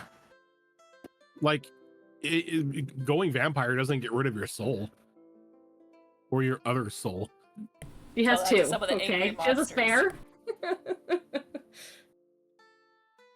So after she goes vampire and her life gets extended potentially indefinitely, at any point does she give up being the leader of the Goliaths? And I ask because almost every one of my characters has shared this belief, because it's one that I personally have, in that an immortal creature makes for a poor leader, because I don't believe in any scenario where an immortal creature doesn't eventually become jaded to the world. And I think Kyo in particular expressed this when she said that any being that seeks out the power of a god doesn't deserve to wield that power. Papa Xander's crying. I don't see a scenario where an immortal being just doesn't become jaded. I'm only somewhere between 30 and 40 years old, and I'm already fucking jaded to the world. So Yeah, that's fair. Yeah, once you reach 30, I think it just happens. yeah, I was jaded going into my 20s. I mean, does she hold guys on waited that long? to that position, or does she eventually pass it on to someone else? So, for entirely different reasons, she would pass it on to someone else. She never wanted to become a Queen of Goliath. She never wanted that seat of power. And as she tried to do good things for them, it was probably awkward the whole time, because these are people who absolutely hated her. So then becoming their ruler and, trying to shape their world to be better, as she felt like it was her duty to do, it was just that, it was a duty. So she would eventually pass it on. She has no desire to be there long term. So yeah, it probably eventually goes to one of the children and then passes on from there.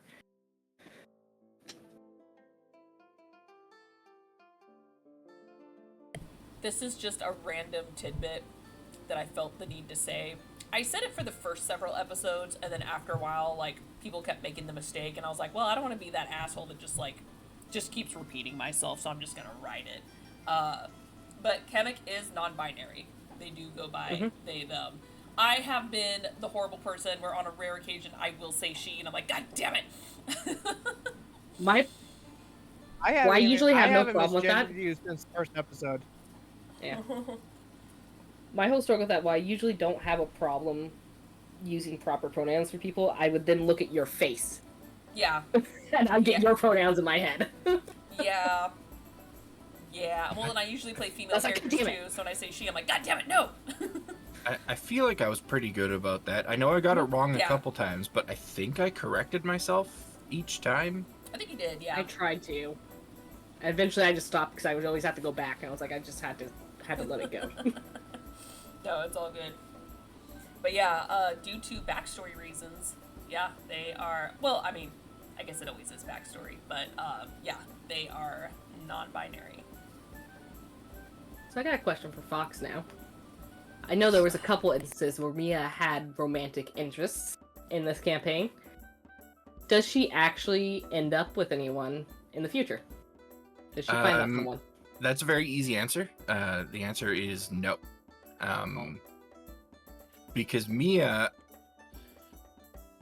didn't necessarily have romantic interests. She had carnal interests.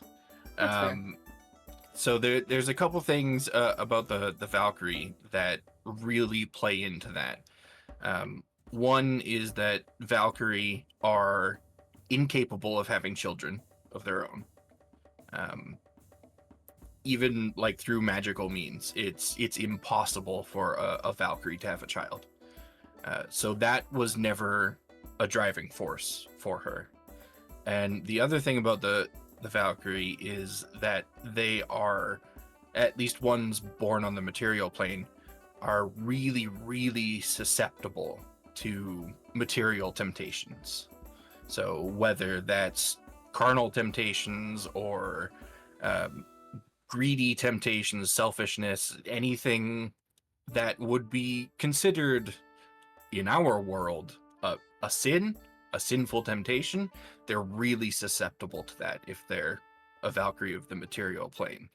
And so she, also being somebody that spent most of her life isolated, was really pursuing those temptations when they were in front of her. Unfortunately for poor Mia, they just never worked out. Ash She tried 2.0. very hard, but it just never worked out for her. Because one had to turn So- into a book. You know, I'm sure she, throughout her life until she either meets her end or ascends, whichever happens to come first, I have no doubt that she sates those temptations many times with several different people. But as far as like actual long-term relationships or even marriage, it never happens for her. And she never really pursues it either. What about long-term bedfellows? Yeah, she'd more than happily take that on. I mean, she still has a very carnal interest in both Etrin and Chandra together. I don't know if that's ever going to happen, because I don't know what happens with Etrin and Chandra. They may never all end up together again. And if they do, Etrin and Chandra may have no interest in that, and that's fine. But Mia does, and if the opportunity is there, she will absolutely take it. So what I'm hearing is Mia has a harem. She would like one, probably. Mia has a harem. And I mean, it extends to not just NPCs, but PCs as well. I mean, if I know Al was constantly making googly eyes at her, if he ever actually straight up said, Yeah. "Hey, you want to take this to the bedroom?" she'd probably be like, "Yeah, okay." And she'd certainly entertain that proposition with Yuriko as well. Though I don't know if Yuriko would ever give her that opportunity, but should the opportunity arise, she would take it. Never gonna happen. She'll settle for a hug. Al was smitten by Mia because when the first time you opened up your wings, his tail just went boing. But at the same time,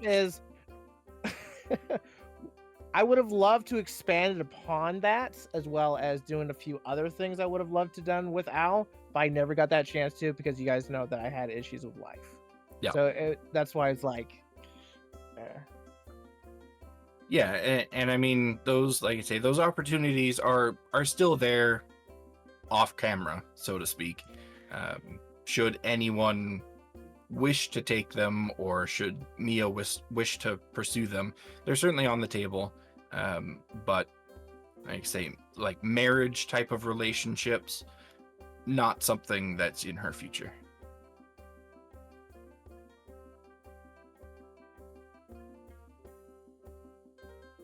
Yeah, Kemek has zero interest in sex. Also because backstory reasons. except for reproducing asexual.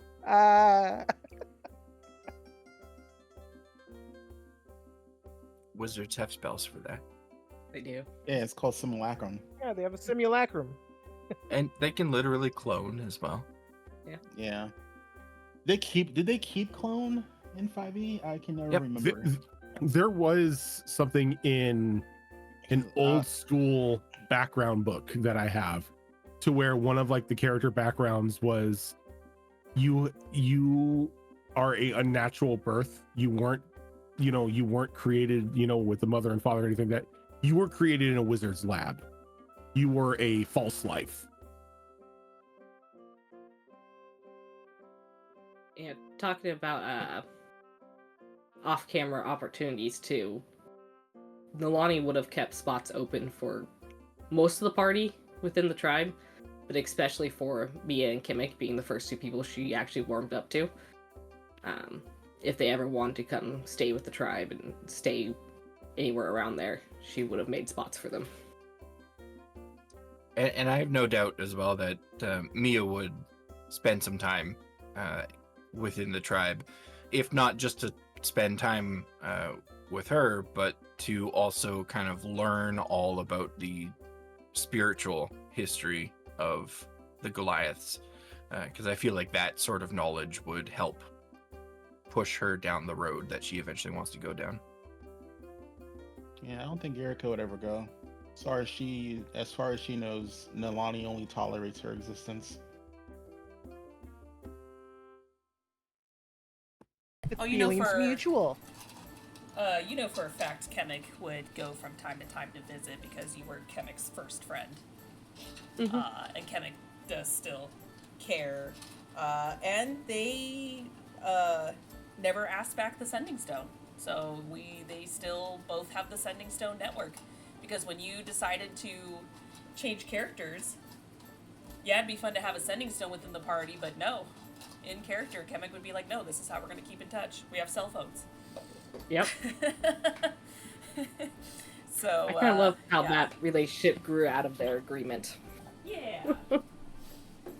Because So their relationship really was contractual agreement to, I provide you protection, you provide me support because it's dangerous to go alone. And if either one of us feels like we're not going to survive, go ahead and bamf out. No hard feelings. And we've actually talked about that. There were a few fights where off to the side we were like messaging each other, where I'm like, Kemmick did technically care at that point, but survival was always first. So there was moments where Kemmick was like, hey, if it gets really hairy, Kemmick's gonna bamf out. And she's like, no, I totally get it. I'm like, yeah. I think there was a part too where it was the other way around too. I think Nalani said that, and Kemmick's like, no, Kemmick's okay with that. They would not feel betrayed or anything, even if they were like super besties, like, oh my god, I would die for you. If Nalani like bamfed, Kemmick would not be offended by it. We're like, we're kind of what would not even just the contract, but like that's just how they are. They were just like survival first. It's like Their belief system was to put survival first. Yeah. And that's what Kemmick was. Kemmick was all about survival first. Obviously that grew a little bit over time, but if things get super hairy, if Kemmick has a way out, they'll take it. There's a couple times where when we're up against the Death Knight and the Unicorn, where I messaged you, I'm like, Nalani has a spot for you in the tribe. If you decide to run, you got a place to go. Like, I know teleport, I'll get the fuck out. I like to take an action and teleport. I've got a couple world questions here, or continent questions about Odag. One of them in particular is about the secret prison that we were referring to as the Azkaban of Odag. There was a little bit of an off-camera prison break that happened at one point. During that event, was there any other prisoners that were either teleported out or took the opportunity to break out? And if so, what kind of dangerous individuals were they? So everybody that was placed in that prison was pretty much placed there under false pretenses. It was sold to everybody as, this is where the worst of the worst go. This is where the unredeemable live. What it was actually was technically the Pretender's Kitchen. This is where Oh shit. people would be like those who resisted him were deemed to be too powerful to just kill. So they would, like in rituals, slowly sacrifice them to the pretender so the pretender could gain that power. And yeah, and so it was fed to everybody that no, this is where all the murderers and the like war criminals and everything are sent. No, these were just people who stood up against the church and were deemed far too powerful to be executed normally. And in the sense of the Inquisition soldiers that were there, it was spun to them that these rituals that they were doing was slowly but surely cleansing their souls before they were sent to the afterlife. So there was no chance of them coming back as some sort of demon or devil or some sort of vengeful spirit. It was to weaken them down so their body, their soul can just be cast off into oblivion. And to answer your question, everybody who could made a break for it. Nice. Knowing who was now trapped in that hellhole, hopefully the majority of them made it out. I did a little bit of like a side roll, and it was about 45% of the people that were inside that prison survived. Oh God. That's not too bad, all things considered. That's actually pretty darn good considering. Yeah. After the fall of the Pretender, was that prison shut down, or was it repurposed into something better? Sewell destroyed that prison. Yeah. He was he's the whole reason why Lisa was able to escape and arrived in Hampstead at your guys' home. Was he transported her there? And then, I think we had our suspicions about that one. Yeah. And then afterwards, he just completely destroyed everything inside of it. It was probably for the best. Yeah. So now it's just a crumpled ruin on the cliffside overlooking the bleeding chasm. So my other question about Odag is in regards to the First Light's tower, the Mage Tower. We had joked several times throughout the campaign about putting together a heist on that tower, and talked about it a little bit more seriously as we approached the assault on Morning Glory, thinking that maybe whatever's kept there could be useful to us. Had we decided to actually assault that tower, A, what were our chances of success? And B, if we did succeed, was there actually any treasures in there for us? It's a really good thing you did not go into First Light's tower, as First Light's tower is in and of itself a lie. First Light's tower is not where all the top mages go. First Light's tower is not where the sanctioned mages go. First Light's tower is where arcane batteries are stored. Oh. Mages that are pretty much chained and bound to arcane circles to be used as arcane current for the Pretender. It was pretty much we have the freed them? other no, any attempt to freeing them would have killed them. It was like it was as to where the prison was a means to feed beings into like the collective and for him to harness the power. The tower itself was like a never-ending arcane battery to where he would never be able to run out of spells. He would never be able to run out of arcane power no matter what happened. Granted, if you went to First Light's tower, you found that and you killed all the mages or you destroyed the tower itself, it would have immensely weakened him.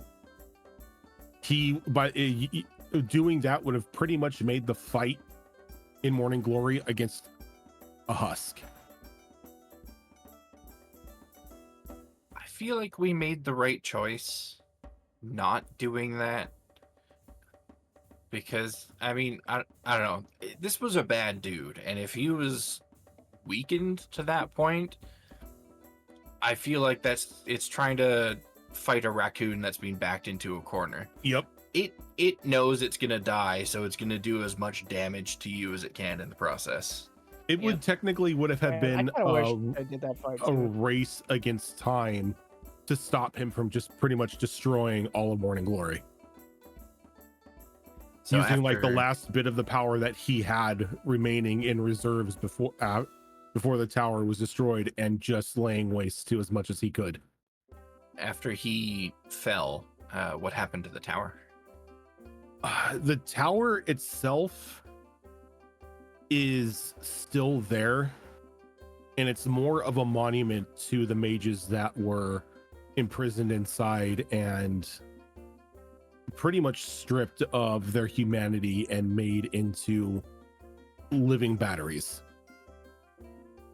Like, it's not a place for education or anything like that. It's, in all intents and purposes, a war memorial. Aww. Well, that's nice, at least. A that it living war memorial? was No. turned into something Okay. that acknowledges what happened to everybody rather than just wiping it out. Mm-hmm. No, that's one thing that the church and what Sewell were working towards was not allowing people to gloss over this, not allowing people to forget. So I have a question for Rhojin. Mere curiosity on my point. It was briefly mentioned at one point in the campaign that the Goliaths don't have an afterlife. Was that due to the Celestial Realm being shut off and they have one now, or is that due to something else? It's due to something else. It's more of their personal beliefs. It's like once you're done, you're done. Mm-hmm.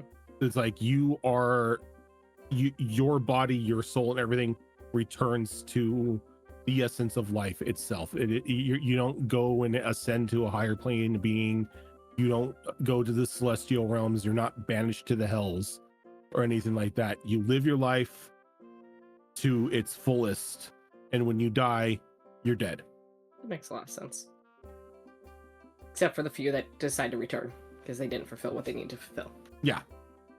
When they decided, nope, I'm not returning to life yet. I'm not done. Do over.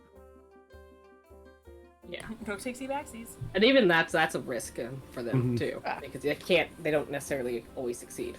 Yep. And in that sense, those who do raise tend to be a kill on sight for pretty much any of the Goliaths up in the Ashen Spire. Mm-hmm. Because they're looked at as abominations. Yep. The only reason Lonnie survived is because she was literally 50-50 split. They Mhm. couldn't tell who was in control. Yeah, Nolani was a special case. Naughty was a special. Well, it was a case of keep your enemies close, too. Mm-hmm. Yeah. She was literally watched 24/7. I have a question. One of the few places we didn't go to is we didn't go into some of the corners, the literal corners of the map. What would we have expected if we went to like Blind Water, like over in that corner? 'Cause we did not touch that corner. You did not, and Blind Water would have led into a very interesting encounter, because Blind Water would be, at the moment during like the pinnacle of all the fuckery that was happening on Odag, was actually a small covenant of hags that lived there, that my. were Yeah, who were So glad we didn't go. make believing that they were just a village out in the middle of nowhere, just a very small farming community and everything, and it was pretty much a safe haven for hags to hide and to keep away from the Inquisition. I wish I had gone there now. I was gonna say Isn't Mia that would have had a evil? field day. Yeah, you have fun by yourself. You have fun by yourself over there. Hey, I befriended every hag we came across. You did. I think Mia tried to befriend everyone we came across. That too. In her own way. See, and I Yeah, still have all the ingredients to make a soul puppet. I still have all that shit. I got that for funsies in case we needed a either get out of jail free card, or if Kemek wanted to use it for their own personal whatever. Yeah, With blind Kai still in water. it. Blind water would have brought up a moral conundrum in the group as to what they would do, because they would slowly but surely learn that there were just a ton of hags here. Like everybody in the town was a hag. I'll tell you right now, I think I speak for both me and Mia when I say when the Wizzies get there, it would just be, eh. Yeah. Well, Mia would be like, oh my god, my people, and Kemika's just like, cool, yeah, hags exist, what up? Like, Yuriko would have totally ratted him out. oh, Kemik wouldn't have cared. Oh, you mean like the hags, saying like, hey, you're all hags. Oh, I wouldn't have said it to their face. I would have conveniently ducked away, and then like it made it back to, you know, one of the, you know, adventure guild locations, and been like, that's a town full of hags. We need to like, gather the posse and handle our business. Funny enough, Madtown knew. What? Depends at what point in the story Nolani was at. Den Mother knew about blind water. I feel like Den Mother knew about a lot of shit. Mm-hmm. And Yeah. so like, and the thing was, it's like, yes, they're hags, but at the same time, they are also targets of the Inquisition, as a lot of people are. So Madtown just didn't fuck with blind water.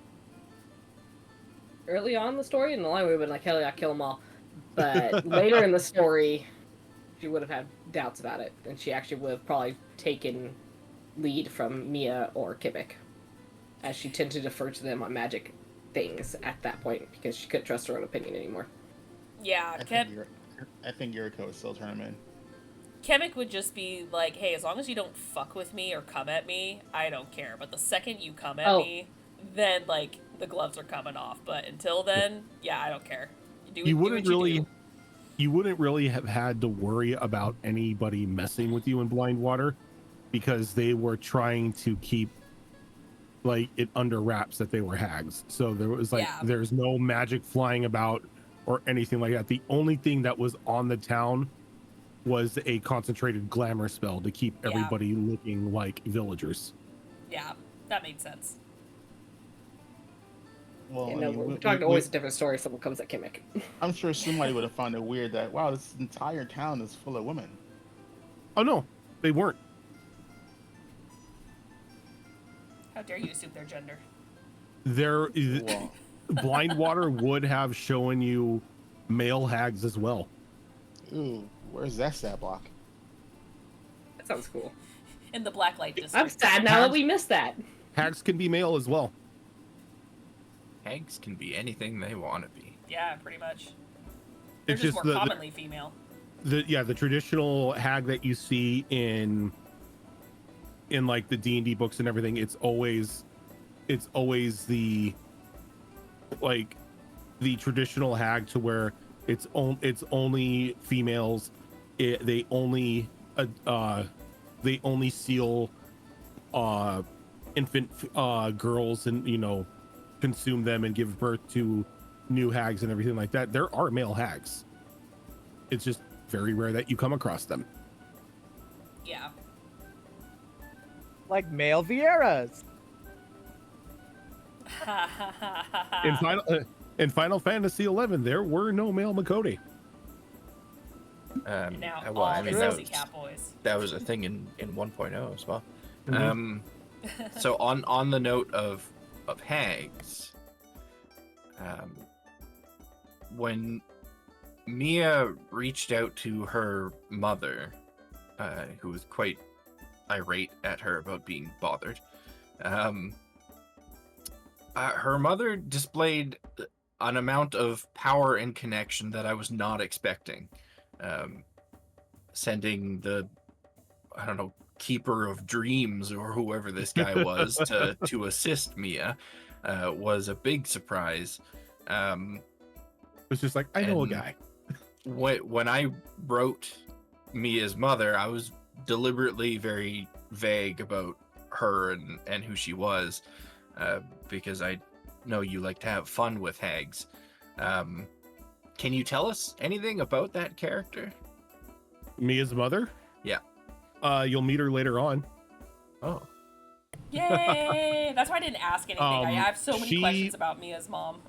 Mia's mom is a interesting character with like all the vagueness that you left open for it. It's just like, oh, she can be a very useful and very entertaining NPC in the future.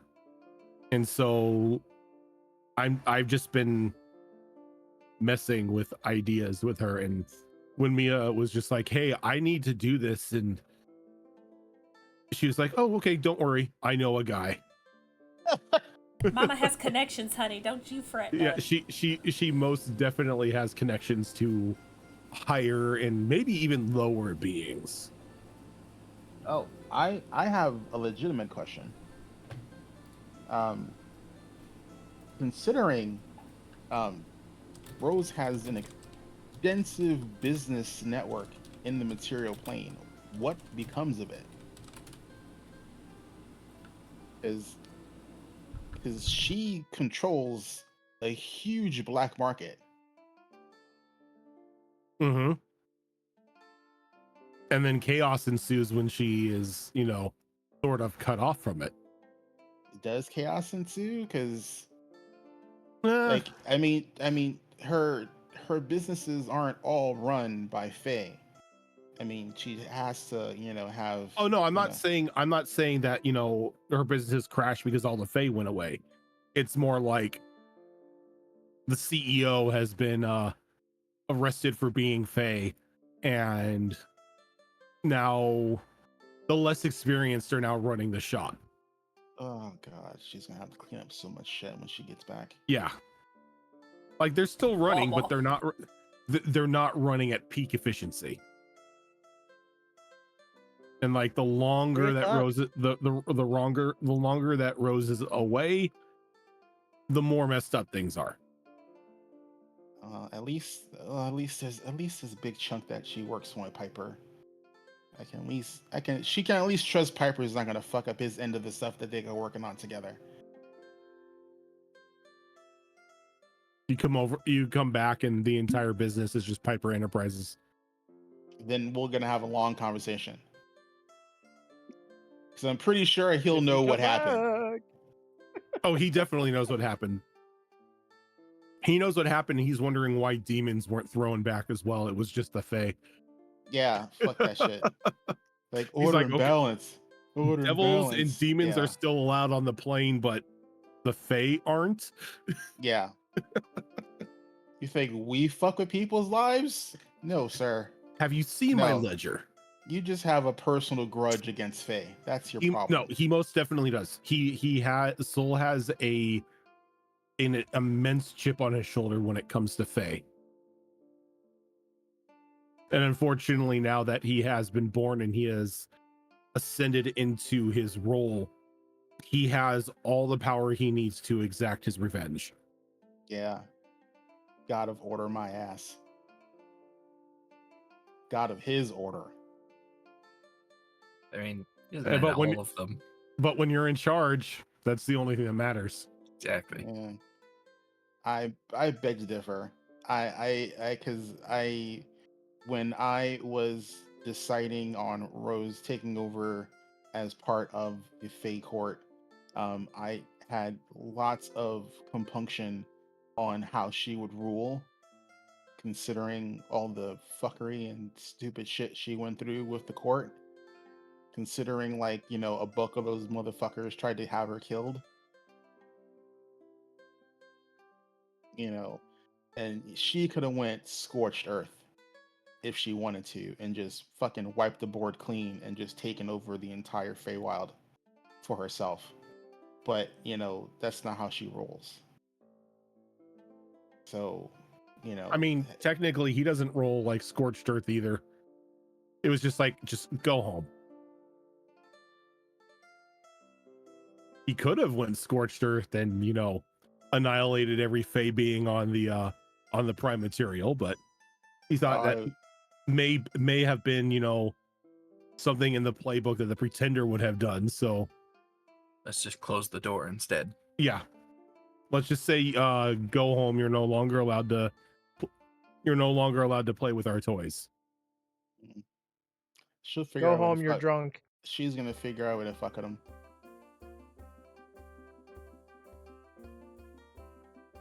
And I'll definitely come when we do the Fae campaign.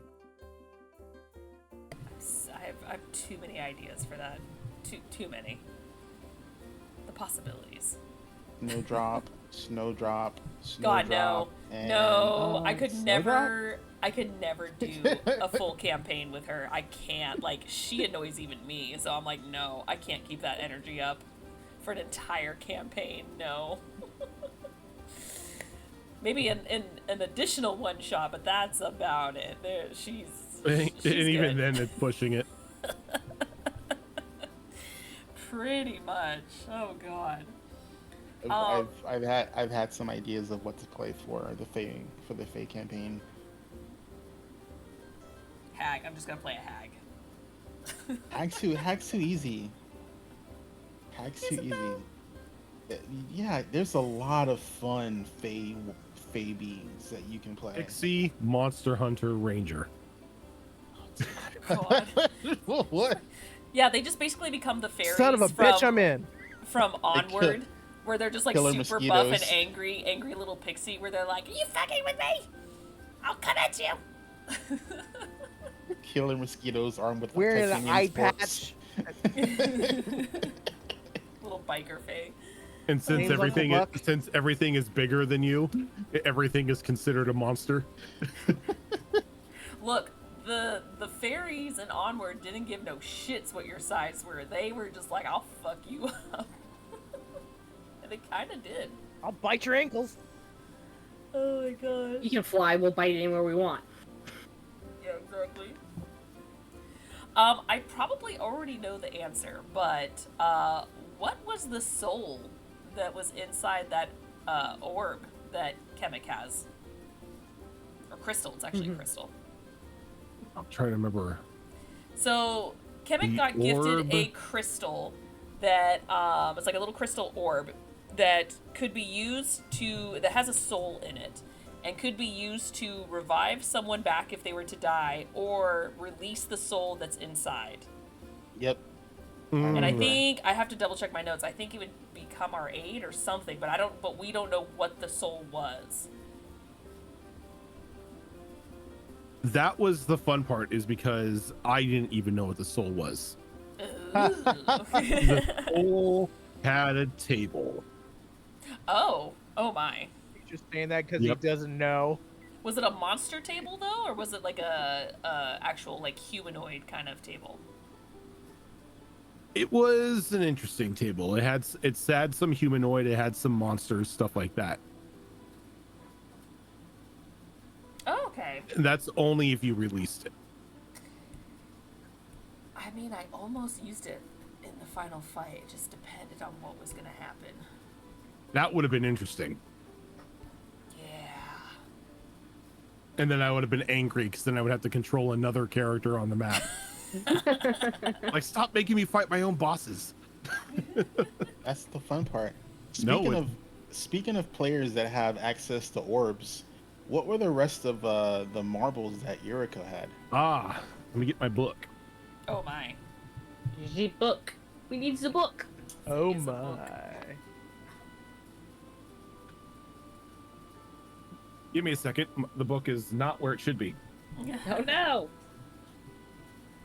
So while nice. It's in the he's retired section. looking for his book, question for everyone else. Now that Sure. Mia is able to create arcane tattoos, does anybody come to her for a tattoo? Yes. And Yes, if I want my so, second one. what does the tattoo do? See, that's something I genuinely don't know much about as far as like the limitations or not of arcane tattoos. So I know for a fact Kemek is definitely interested, but as far as like what I can do, I don't know. I mean, we were just making it up as we went. There's, Oh, okay. there's no existing system. Yeah. Well, there is now an existing Kind system of, for yeah. it, but we weren't using that. We were just making it all up as we went. Okay, so are you asking what the orbs did or what the orbs themselves were? Oh well, Both what they did first and then what they were. Okay, so I gave you what they were, or like, did I give you the rundown of I what everything was, or just their names? I have their names, and the only ones I got to use were Astrop, Balana. I knew what Xtica was, but I never got to use that one. Okay, yeah. So you know about Astrop being lightning and Balana being oak, and like the powers that they And gave the you for that healing. one. Yep. Um, Xtica was 4 rounds of save versus charm. yep. That one, and they were the Titan of Ecstasy. Mm-hmm. The other ones that you didn't get to use was Monos, who was the Titan of the Forsaken, which had to do with a lot of necromantic magic. And then there's I'm not sure how you pronounce it, but there's Igel. I guess that's Yeah, how you say it. Igel, which was the Titan of Sunlight. Abusos, which was the Titan of the Abyss. Lusan was the Titan of Fury. And then Ironime was the Titan of Deception. Oh my. Mm-hmm.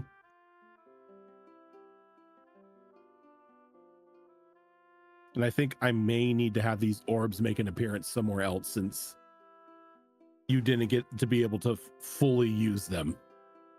So Like, who knows? She thought, like, because the description of them, she thought they were like, little pokeballs. Like she would do them, and they cracked open, and then they were one-time use things. She had no idea, That they came back. Yeah, because from the kid's description, it was like she thought they were like one-time use items, and she was just like, I'm not gonna use it on, like, something that we can win against as a party. I'm gonna just save these and just like fucking hurl them like flechettes at whatever the hell the big bad is. And then you come to learn that they're more like Final Fantasy summons. Yeah, I'm like, holy shit, man! I would have been using this. Every battle I've been using these things. They're awesome. And the cool thing is they had all of them have out of battle uses as well. Oh my god. Yes, like someone in the next campaign has to get this. I pick me again because I want to know what all of them do, because they're awesome. Oh, Why cans. Groodz and I flip flop? It We always flip-flop. happens. It always happens Wait, every what? time we go on break. Every What? time we go on break, or if they can't, the scene changes. For some reason, Groodz and Gilly swap. No, they were And I not don't like know this why. before, though. No. This But just that- recently happened. Did it? What the hell? Yeah, no, because I have a habit of looking at OBS when I talk to everybody, and I was looking in the corner the whole time where Gilletam is. That was, So it's yeah. like 5 seconds. What the hell? Weird. That is weird. Discord and OBS are not communicating well enough, I guess. That's weird. They don't like us. It's Yeah, because see, we're fat. I noticed it when I've pressed like the scene change button or something. Those two swap every time, What the heck? at least once. Because we That's both weird. have G names.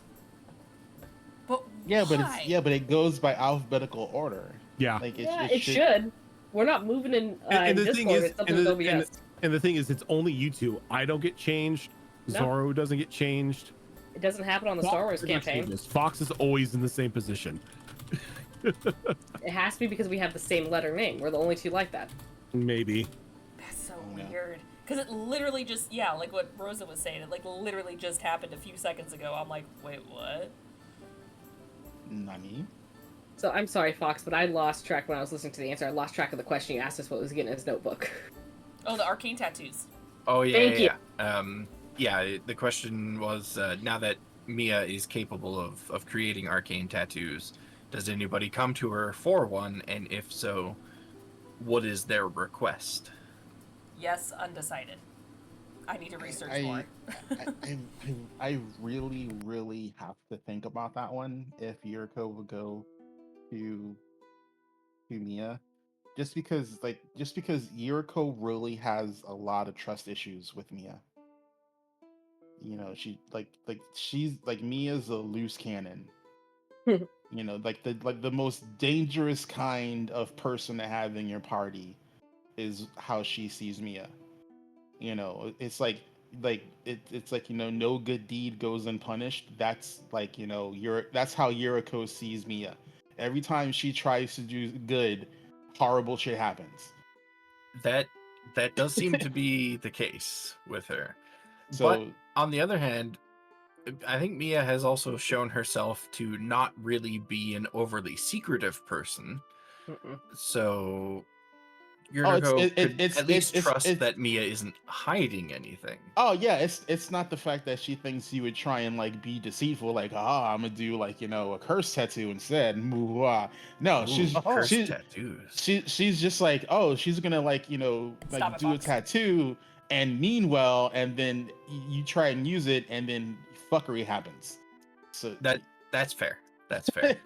See, and oddly enough, one of the reasons Yuriko really got upset with Mia, Lonnie had zero issues with. Like, that whole I accidentally used the wish for power doesn't bother Nalani at all. Like, zero. It's the same way she had the agreement with Kimmick of a survival first type of situation, and she sees it very much in the same light. It's the... Who wouldn't think about power in that moment when they have unlimited power at their fingertips? Yeah, and Mia did feel really, really bad about that, because, like, she knew, being a wizard, she had at least somewhat of an understanding of how wishes work. So having that moment of desire typically wouldn't activate the wish. So when it did activate it, she was very upset with herself for losing that opportunity to bring Nalani back. Yeah. That being said, Nalani would not get a tattoo, not because she doesn't trust Mia, but Nalani has her own tattoos and she's very prideful when it comes to them. Fair. That being said, Val probably would.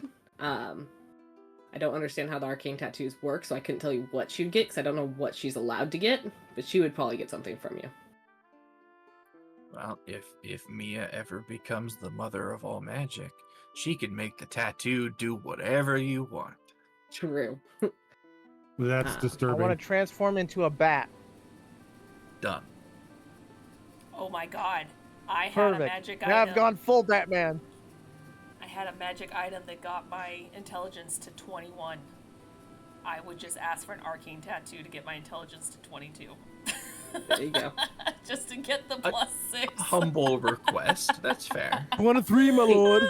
Val would want... The tattoo is literally just a brain with a +1 on it. Yeah. Val would want something along the lines to get her... The lucky She doesn't bobblehead. mind working for Piper. She would want to kind of not have to be so reliant on him. So she would look for something that would help her in that aspect. Your soul is Rosa. mine. Pick number 3, my lord. Can I just say the amount of Shrek memes that I've posted at you guys is in this campaign is Your favorite? more than one, and I hate that. I love it. Yeah, you posted a lot of some of you may die. Yeah. But that's a sacrifice. Yeah, I'm I gonna know. make. Every time like a big fight was coming up or anything, it was just fucking Lord Farquaad memes. So I got a question for the So group. what happened this? I'm gonna choose to be a donkey and someone playing orc. You got this. Let's go. Well, I guess it's more a question for Zoro, Fox, and Az, because their 3 characters came back after the time skipped. What brought your characters back to the party? Unfinished business. What was the unfinished business, though? The demon. The demon. Sure, he did make that appearance before us that one time. No, that is true. I'm just curious because I know Yuriko had a huge distrust of pretty much the entire group, so why would Yuriko come back to the group? It's my follow-up question, I guess. No, genuinely curious. I'm not being well, like mean about it. I'm I genuinely know. curious. Because the group is proficient. That's You have fair. to remember. You have to remember. Yuriko technically was raised as an orphan or a ward of the Marauders, because that's where her parents were. I mean, they were, they were part of that guild. Oh, that's So right. even though she, hated them because no one would tell her what the fuck happened with her parents, and she was never an official member, but she just did basically wet work for them. But being an adventurer, she valued proficiency over whether or not she liked you as a person, because she had to work all of her life with people she didn't like, but they were proficient. So That's just understandable.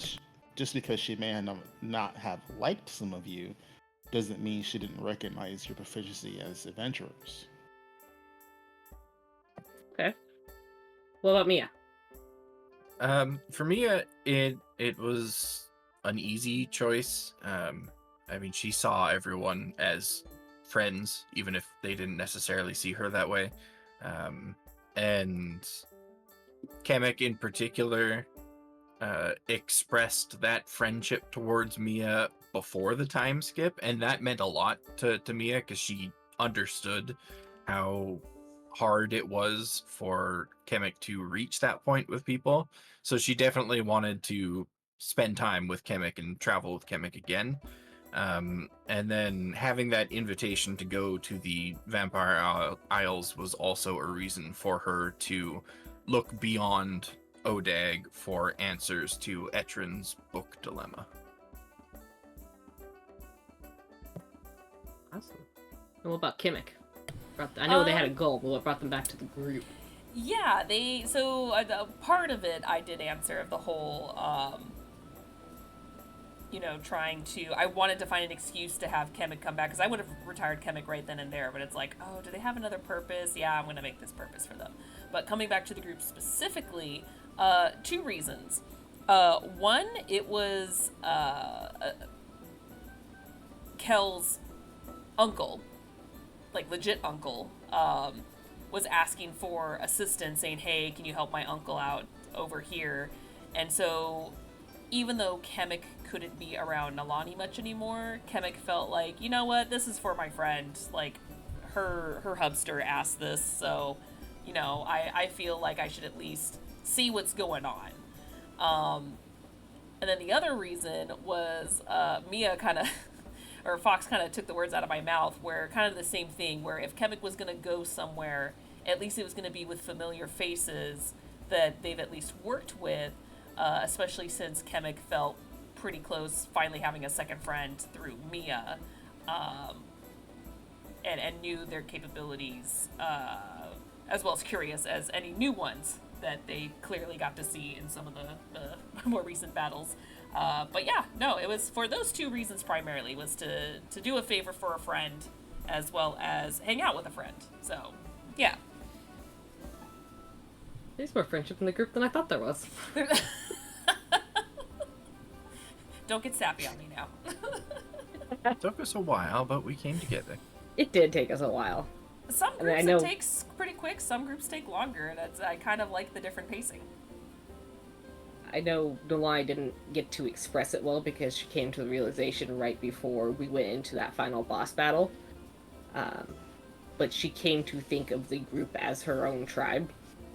And it actually spun a desire into her to build her own tribe.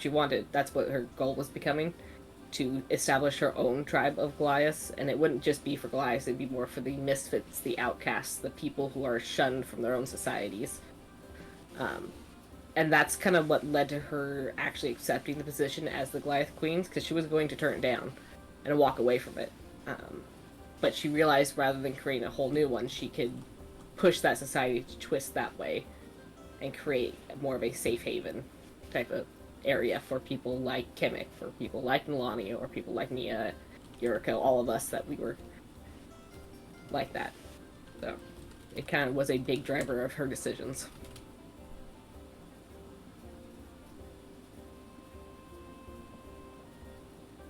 Yeah, I was definitely, I was having fun playing a high level Wizzy, and I wanted to see what else I could do, and I was just like, I have to find an excuse for Kemek to come back. And I'm not gonna lie, it was a little bit harder than I thought. Aside from like the friendships and all that stuff, I was just like, but what is Kemek's next goal? Kemek achieved one goal. What is their next goal? And that was kind of the harder part to come up with. So it was just kind of funny. I am a little bit sad that we didn't get to those 8th and 9th level spells. Yeah. Soon. I was really looking forward to dangling some of those 8th and 9th level Vitamancy spells over people's heads. Because they were nasty ones, but we had a lot of fun with the spells we got. Oh yeah, for sure. I think Yuriko had to get at least 2 more levels before she had access to 8th level spells. Oh god, as is frozen. I wanted Oh, to there we say go. thank you for Rhojin for allowing me to play Scion. That was fun. Oh gosh. The Illithid for hire. So, why Pretty did you bring much. for part 2? Why did you bring Al back instead of Scion? So when Al left, I was getting burnt out with Al. Because one, I'm not gonna lie, Monk is a very high maintenance. Oh, Halfling was Wizard very Pod. high Thank you maintenance. so It much was for that really. raid. Oh, yay!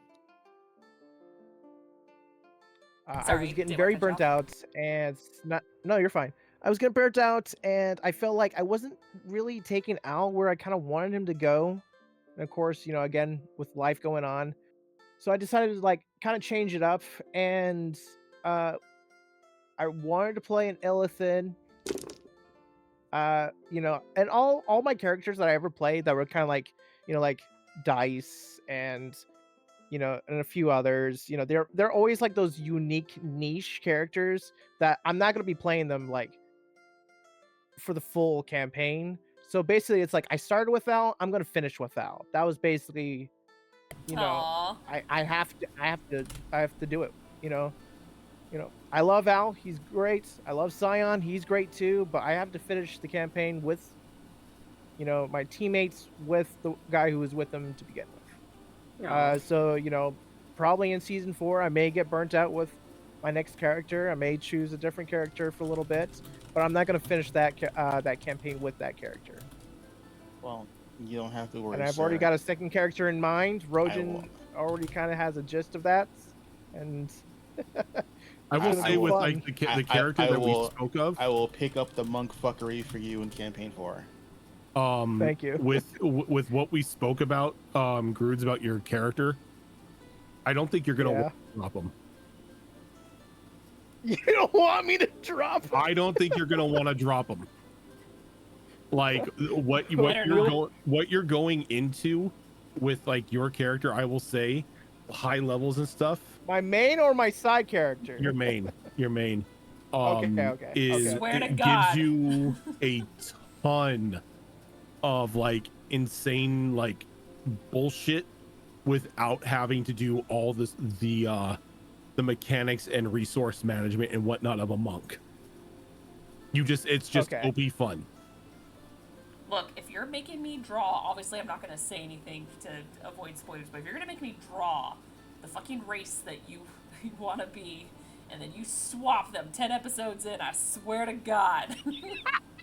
I will No. murder you. That didn't happen with Al. I promise that didn't happen with Al anyway. That was like 30 episodes in before I swapped. You know what? I'm not gonna lie. No. If you obviously life happened, we all understand that. But if life didn't get in the way and you stuck with Al, I'm not gonna lie. There were some things towards the end there, before the time skip, of course, that Al did that made Kemek start to realize what Alistair's true character was and was very interested in a positive way. That I feel like if life didn't get in the way and you continued with this character, I actually could have seen Kemek eventually open up to Al and start being friends with Al down the road, just because of some of the things Can you you started doing. can you explain to me what you mean by like positive? Because I don't see that. So Kemek is very much like slow to trust. I mean, we'll share information, but it's just like, psh, I don't trust you standing behind me kind of trust. Yeah. Which is why it took a while for Kemek to actually express that Mia was their friend, actually saw them as a friend. Because Kemek, like Nalani, was rarely around people, and if they were around people, they pretty much were around them for survival reasons, whether that's for knowledge and information or just traveling to get to point A to point B. I don't want to say use them, but kind of use them as sort of a resource if need be until it was time for them to go on their separate way. Before Nalani came along and just kind of became a permanent duo. So, of course, seeing the rest of the group kind of in that mindset and then slowly opened up to some of them.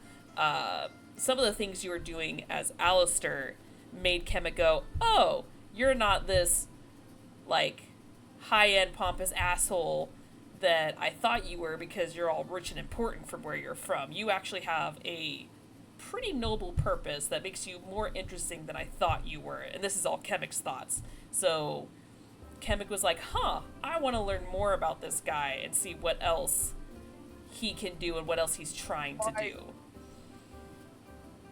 My initial role for Al, I had Rhojin gave me this idea, but at the same time, again, I couldn't expand upon it or didn't have the opportunity to, because one, Al was kind of secretive in the way what he was trying to do. In a sense, he was trying to get like a not a cult, but like a group of like rebels in a sense, following. Yeah.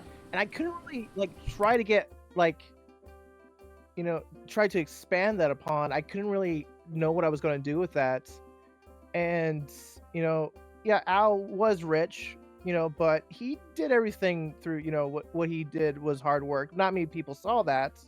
And he had a couple of, supports, which is one I don't think I actually did expand upon, but Al did have like an angel, like one of the Bolus angels as a support. And I don't think we ever did getting information or like more like lore with it, but at the same time that was basically one of his, he was getting information from.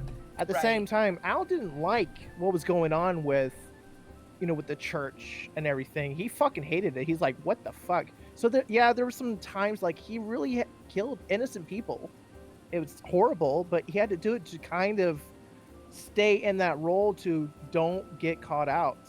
So why I kind of like for having Al out here, helping like Mad Dog and all them. And he might have that luxury of life, but he was still, willing to help the people as much as possible because he knew that what he saw was wrong and shouldn't have been.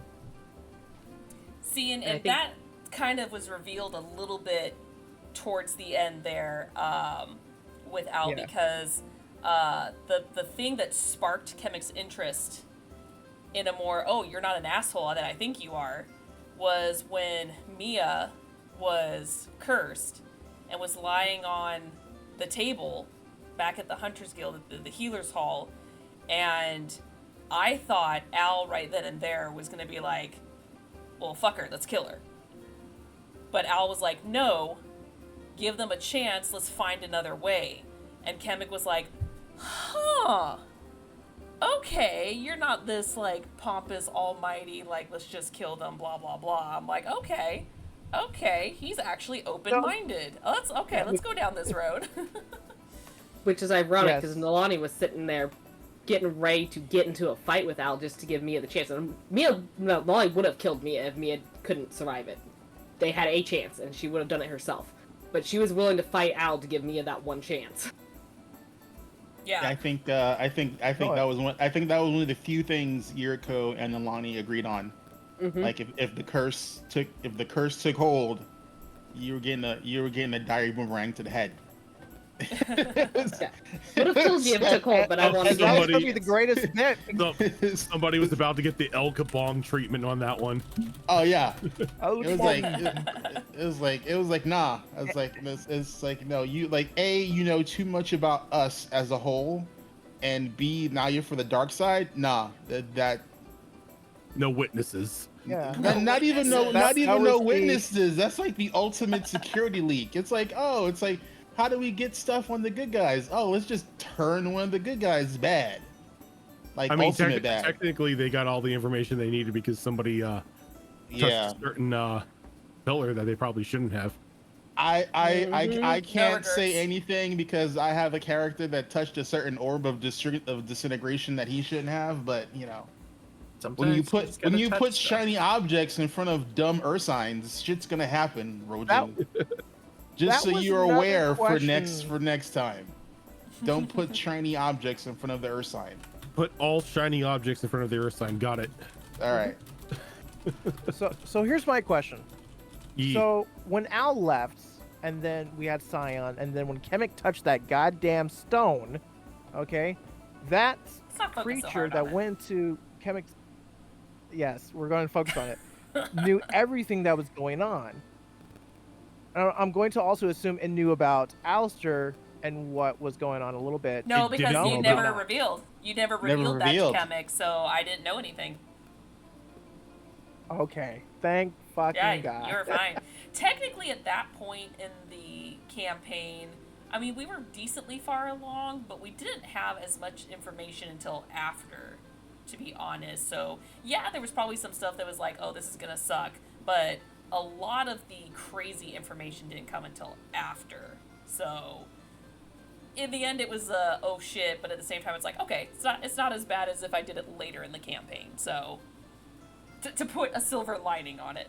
even if the sense was that they would have been able to learn about Alistair, your angel friend would have prevented any information from leaking from Kemek.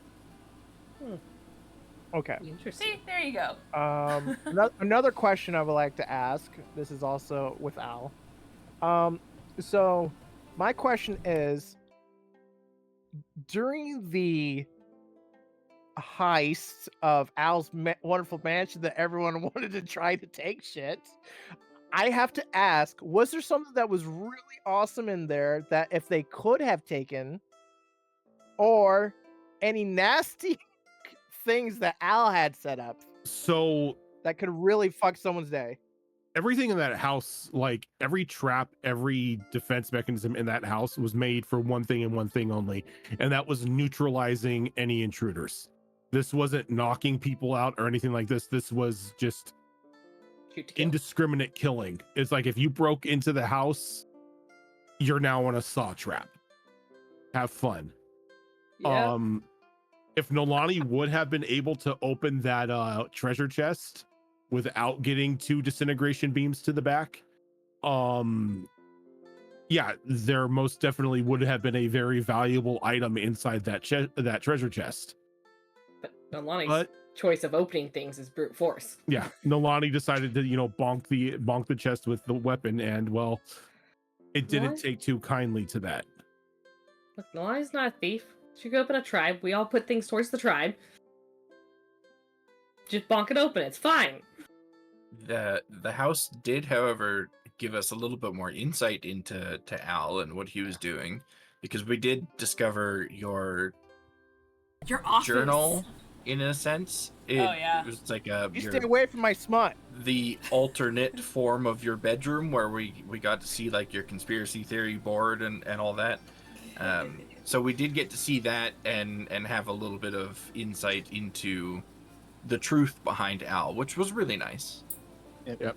Because like the way that I had it designed, and like with like like when I was talking to Groud and Groodz when we were making Al, was that city life and everything, debonair, regal, very bougie, like, kind of like, the playboy attitude that Bruce Wayne puts on for like the cameras and whatnot. But behind the scenes and everything, he was more James Bondish. you know, he was very calculative. He was very nothing was ever done without planning the steps. And like, if Owl knew you, he had a dossier on you, because he would go and he would do background checks on everyone. Yeah. Like, so in case something happened, he had information on you, or he had a way to beat you. My number one way to beat Mia, trap her in a freaking house full of a harem. I was gonna say shiny objects of mystery. It could literally just be an orb with an illusion on. She'd be like, "Ooh, shiny." Quite literally, just put her in Owl's house and just watch the saw traps take effect. I don't think she activated any of the saw traps in that house. You did You not. got close. You got very close to activating a couple of them. I think she was being pretty cautious at that point because she knew we were in Morning Glory, so she didn't want to do anything to alert anyone to our presence. Yeah, I think Yuriko's only misgiving is that she couldn't get to any of Al's booze. Oh yeah, we're trying to Would've been disarm in a room trap. somewhere, probably. No, so it was in a locked liquor cabinet. It was near a room we were trying to figure out how to get through to the secret passage, so it was like a puzzle game at that point. And Yuriko's over there, so we have Nalani going off trying to like blow herself up. Hi. Fox is upstairs going through your shit. Everyone else is trying to figure this puzzle out. And then, I mean, eventually Kemek was like, what's Mia doing? And walks over there. But the whole time, Yuriko's just like, how the fuck am I gonna get into this booze cabinet? It was so Like, funny. Nalani doesn't do puzzles. Nalani does not do Priorities, puzzles. man. Priorities.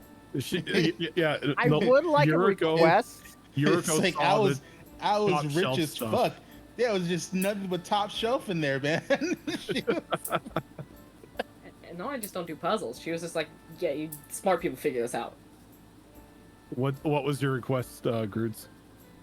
My request is like for anything that's like future stuff in the future. You know, we'll probably forget this, but like if you if any of my characters are kind of away, and it's kind of like, you know, like you did the whole trap bullshit puzzleize. I would like to actually make a puzzle for these guys to kind of solve. Oh yeah, If I was away. oh yeah, like most definitely. So what I'm hearing is that we now have permission in every single campaign to break into your house when you're not here. That's what I heard. Sure, you can. Absolutely. You can break into my house right now. But I require your bestest joke. I mean, That's you're how you looking enter at the it. house. Well, Kemek's screwed. Kamek's already the joke. Wow. Oh. Wow. Kemek would like to cast Time Stop and say, fuck your bullshit, and kick you in the shin. Well, I mean, Hey, well, I know, already casted Vicious Mockery, so... As we're getting close here, because I looked at the time, I do have a question for everyone here, and this isn't Sure. about campaign 3. Okay. This is about campaign 4. Do you have any requests of things you would like to see or like implemented into our 4th campaign? I want to meet Molly. Well, that's a given. I wasn't 100% sure. You know what? I have two requests. Oh yeah, go ahead. My first request, I still want to see Piper go apeshit. If Piper, My at second one point request. in time, you'll see Piper go full beast mode. It'll be 8 years down the road, but I will see it. My second request, I don't want this item. I want someone to have the coin.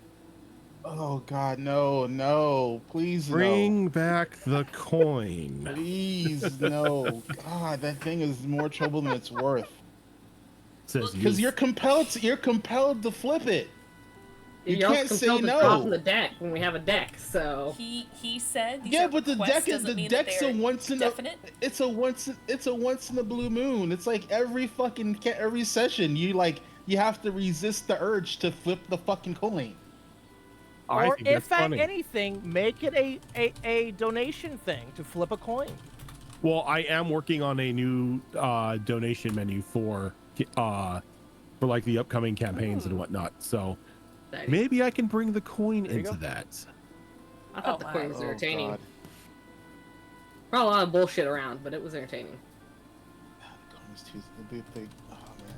Like if there was ever an item that was gonna kill you by accident, it's the coin. I mean, you had Yeah. you had a better chance with the deck than with the coin.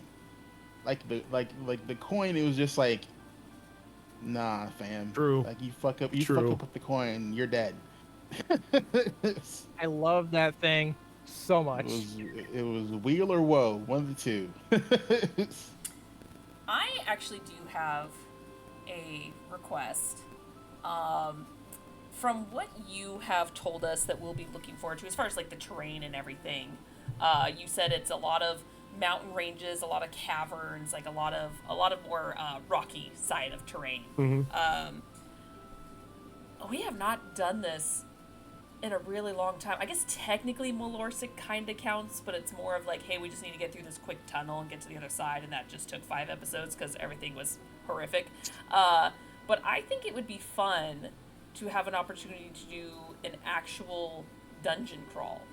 Like, just go through the caverns and spend some time down there and do, like, an old-fashioned dungeon crawl. Just like an old-timey dungeon delve. Yeah, I think that would be pretty fun and interesting. Because we kind of did that in Malorsic, but it was more of like, hey, it was just kind of a short tunnel. We just need to survive to A to B, while this is more of just, like, a dungeon crawl. Or a cavern maze crawl, or whatever you want to call it. if we're gonna do that, I was planning on giving you guys the abilities to go and investigate caverns and do little dungeon delves into the ruins and whatnot that fun. like are spread out across the land.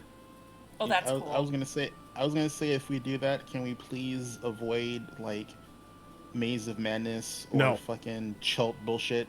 Oh no, like I'm not gonna put Maze of Madness or Chult bullshit in there. It's gonna be my bullshit. It's just Rhojin bullshit. Oh my god. It's just my bullshit. It's just as bad. I would like dinosaurs. Oh no. Maze of Madness is boring, and every hallway is infuriating. Every hallway is lined with gelatinous cubes. Every chest is a mimic. Oh god. Suddenly we never go into another cavern Every again. room has a hag in it. Every room has a hag in it. Rhojin's stuff is built to torture you or have you torture yourself, whereas Chult is just built to kill you. Yeah. Yeah, Chult Rhojin is never out Chult to is actually kill us, just torture. Chult is there to suck the fun out of D&D.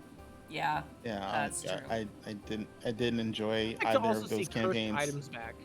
Oh well, yeah, most Oh, definitely. he always has cursed items, yeah. They're always in the game. We found, but then again, we just didn't find any this campaign.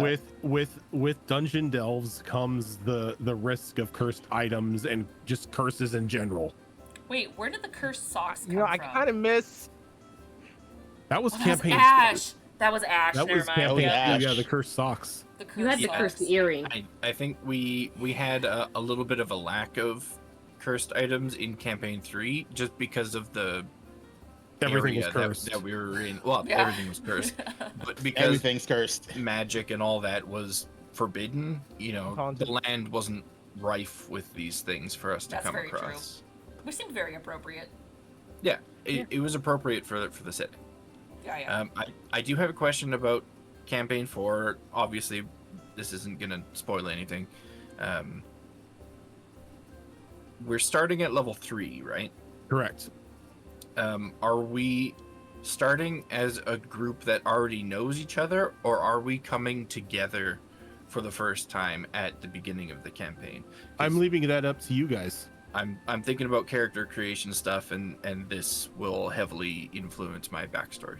I'm completely leaving that up to all of you. for you all to have like a group discussion in like our Discord chat to see who wants to be coming in solo or as like a duo, or if like you possibly know all one another. And depending on how we start, is going to, influence things. Yeah, and we've kind of done 50-50. We've done campaigns where we're like, either we all knew each other and have been together for a while, bam, now we're coming in as like somewhat friends. There's been other campaigns like Tricorn where we all worked together on a job, but that doesn't mean we were like an official group. We were just like, hey, we're just hired to do this. And then you have, of course, campaign 3, where maybe some of us knew each other, but for the most part, we just happen to all be riding the same train. So yep. I kind of like that, where it's like we can just kind of discuss it and figure it out. But I guess we kind of have to develop more of our characters just in case to see if we would know each other.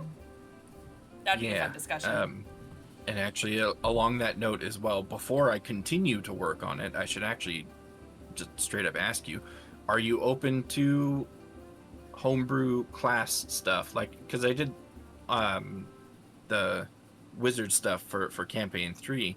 I had in mind a entirely new class that I was intending on revealing in the Sonata campaign, but the setting that you told us about for campaign 4 is like perfect for that class that I had in mind.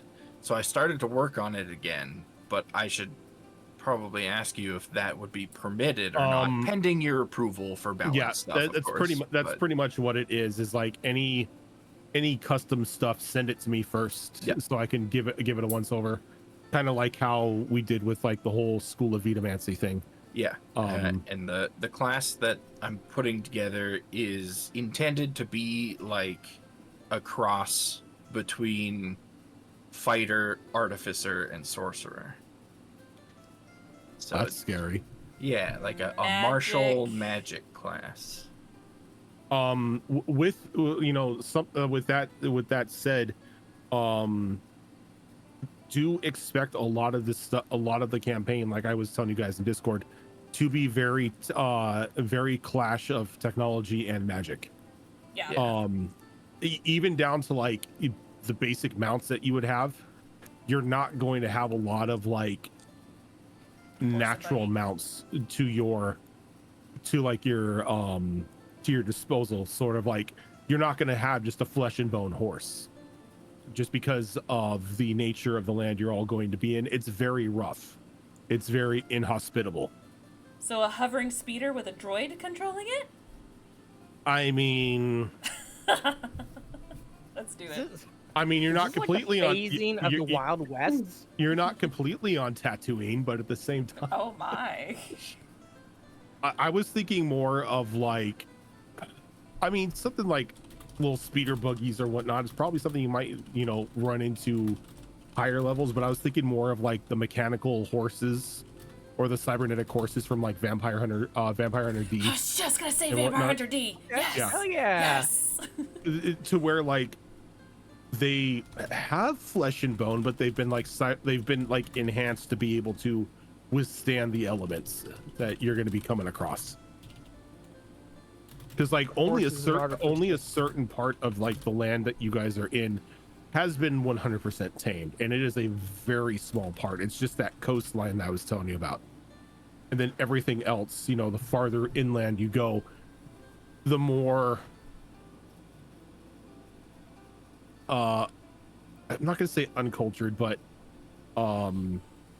untamed it becomes. Everyone needs to know Dwarven. I feel like that is the secondary language. Nope. Oh shit. Nope. Giant. Well, heavy elemental and giant presence, right? So yeah, giant and primordial. Primordial. Yeah. Yep. Though if you are going to take primordial and you are not like an air ganassi or anything like that, I need a logical explanation as to why your character knows primordial. Because born and raised? My parents were primordials. I do like that, actually. Having these things available to everybody, but if you're going to take a language, tell me why you know that language. Yeah, type of it's thing. like Yeah. it's like if it's not something that you would learn at home, like say your character's a dwarf, so your parents are dwarves, and okay, so you inherently know dwarven on top of common, but it's like you're a dwarf, why can you speak abyssal? Yeah. What tragedy did you have to follow in order to gain one of like the most like soul corrupting damning languages out there in like your personal vocabulary? I went through a rebel phase, You- okay? I'm not gonna lie. And it's funny that you bring that up, Rhojin, because I'm not gonna lie. Every single character I have ever made and will make in the future, I always be very careful with what languages I pick because I have story reasons on why they know that language instead of just random ass like, oh look, Ash knows giant. Why the fuck would she know giant? It's like, no, I had a logical reason why all my characters know certain Jotun, languages. It's not giant. Get it right. Thank It's you called very giant, much. okay? But yeah, so it's funny that you say that because I always think very carefully as to why the hell would they know this random ass language. Like this is no spoiler, just because it should be obvious for those who do know at least. Like Niall knows Githranki or Gith. I mean, they're part of the astral plane. I mean, there's other reasons why she knows it, but instead of just, oh, it just happens to be there. No, there's an actual reason why she knows it. But it's just that kind of logic of why the hell would they know that? So yeah, kind of like what you said. Oh, okay, yeah, dwarf knows, common and dwarven. So why the hell do they know Elvish? It's like, where did that just come? Did they have an elven cousin that they needed to communicate with? Like, is it that simple, or is it as complicated as like, hey, I'm a wizzy that was studying in a college mostly of elves. Maybe I was just being, nice. I don't know. And that's like that is like, for me, that's also like very specific to certain languages like Draconic, Abyssal, and Infernal.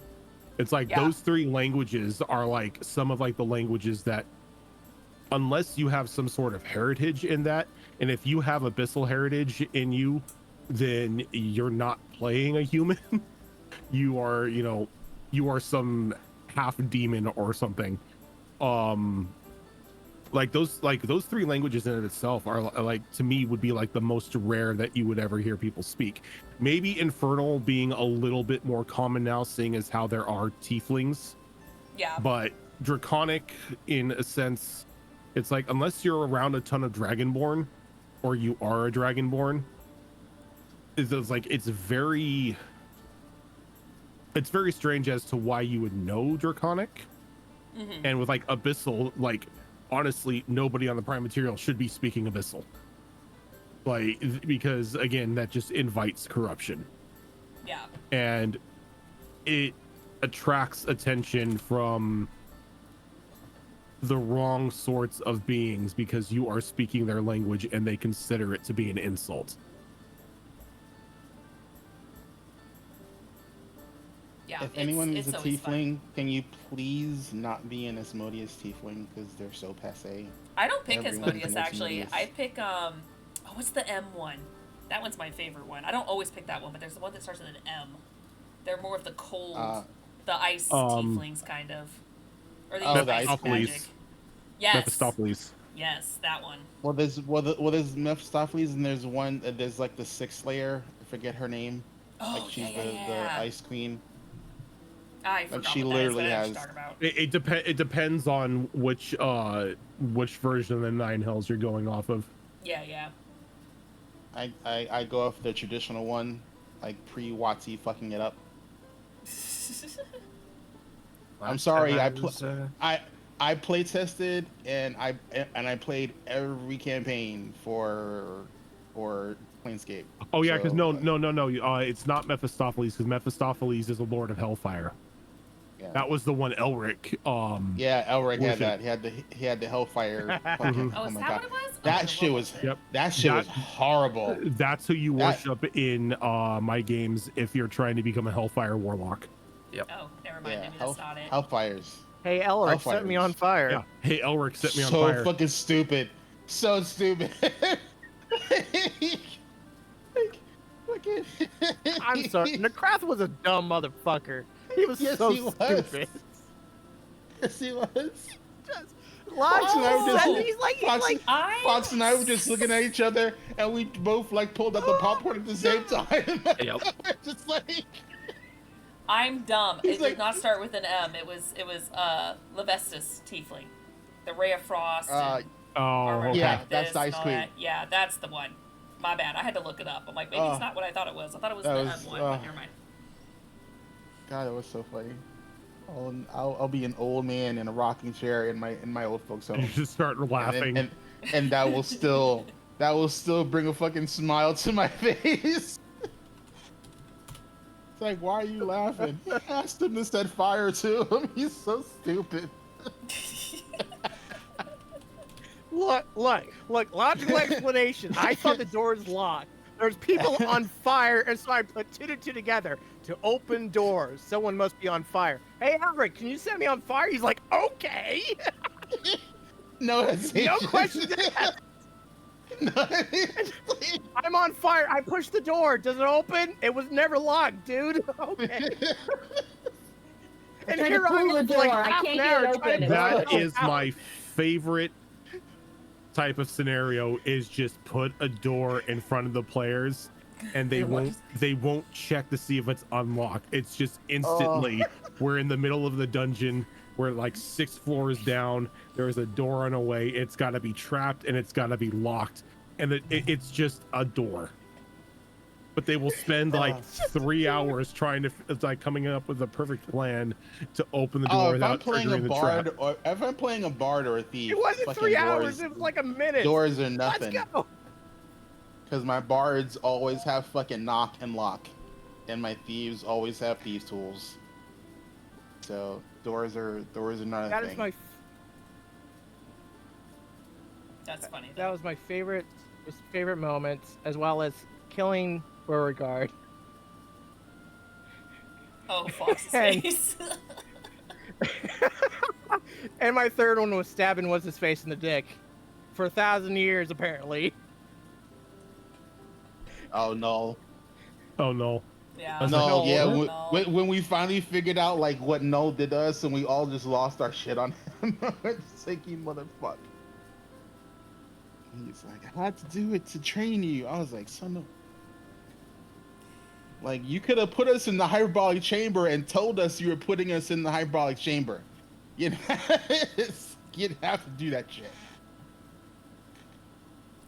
See, I'm looking forward to. Obviously, we know hardly anything, but I'm already very excited to meet these next group of characters, and I'm doing a very dangerous thing with my character where I'm basically saying "fuck me up, Rhojin," without actually just saying, "Hey, I don't have anything. Fuck me up." It's like, no, here's the ammo. Fuck me up. Oh, I've already started planning your demise. Oh, it's gonna be so fun. I normally am wary of that, but I'm like, nah. This makes sense. We're doing this. Let's go. I'm gonna have fun with my I wasn't character. Tiefling, I was succubi. Yeah. I always have to get something together, so I gotta send that to Rhojin this evening. Yeah. I haven't put any of my backstory on paper yet, but I've been thinking about it, and I'm pretty sure my backstory is gonna be like really trauma heavy for this one, which is not something that I usually do. It's been quite a while since I've gone trauma heavy with a character. I usually play the relatively innocent, or at least acts innocent character that's, you know, more or less happy-ish. Not going to be the case for this campaign. I Yeah, play no. stupid fucks, you know See, that. I'm going kind of starting to lean the opposite direction, where this is going to be one of my less traumatized characters. Oh yeah, this character is. I haven't played like just a straight up fun character in a while. She's gonna be. Don't straight worry, up everyone will fun. have trauma by the end. Yeah. I mean, we'll see. My people This gone in the flash. This, you know what's funny?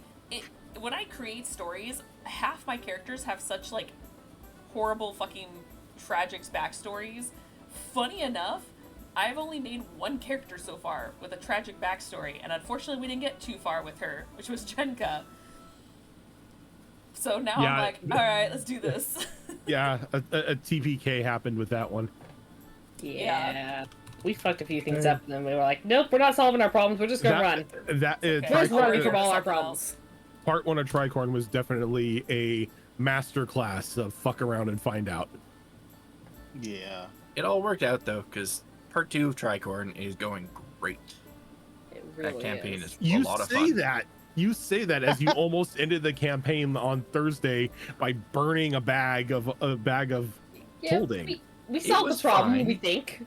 You We think. learned some things. We think. Yeah. Fine. This is fine. Everything's fine. This is not making Snow rethink everything about her own life. At all. We learned a lot of things, and now we know how to better burn the other bags. Jesus Christ. Swear to God. No, I'm actually really enjoying the crew for Tricord right now. There's a lot of things that I'm excited to start unraveling and getting to know more about the characters. Having a lot of fun playing a Ravon again. Oh, I'm sure. I'm looking forward to your to seeing your character in campaign 4 just because of the race you're deciding to play. Yeah. Right. I have questions about the race that you're playing, but that's gonna be funny. It's all assholery, but still, I'm just excited to just dump that on you. When are we not when it comes to Fox and his races that he makes? We tend to do that to him. This one's just I funny. hate drawing animals.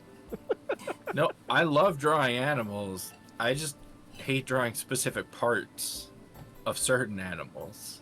Yeah. And you keep doing it to yourself. Yeah, And then, you're doing it to I yourself. just keep doing it to myself. Yeah, it was one of those moments last That's right. night Zoro where- hates drawing animals. It was one of those moments where it was like late in the middle of the night, can't sleep, kind of moments, just laying there till I was just like, oh, Fox said a thing, and now he's going back on it. I have to tell him. It was funny. I completely forgot knew about that full till you brought it well up. what I was doing. Which reminds me, as this will kind of be a fun way to start wrapping up a bit. Obviously, we do need some time. It's literally only been a week, so the campaign is still the end of the campaign is still having a moment to breathe. But do we have a somewhat time frame on when we want to start up campaign 4? Are we thinking like a month from now, or what specifically? Or are we just kind of figuring out until we're all sort of ready? The 9th. The 9th one. Session 0 is next week. That's the And week after. unless anybody has any sort of objection, I'd like to start the week after that.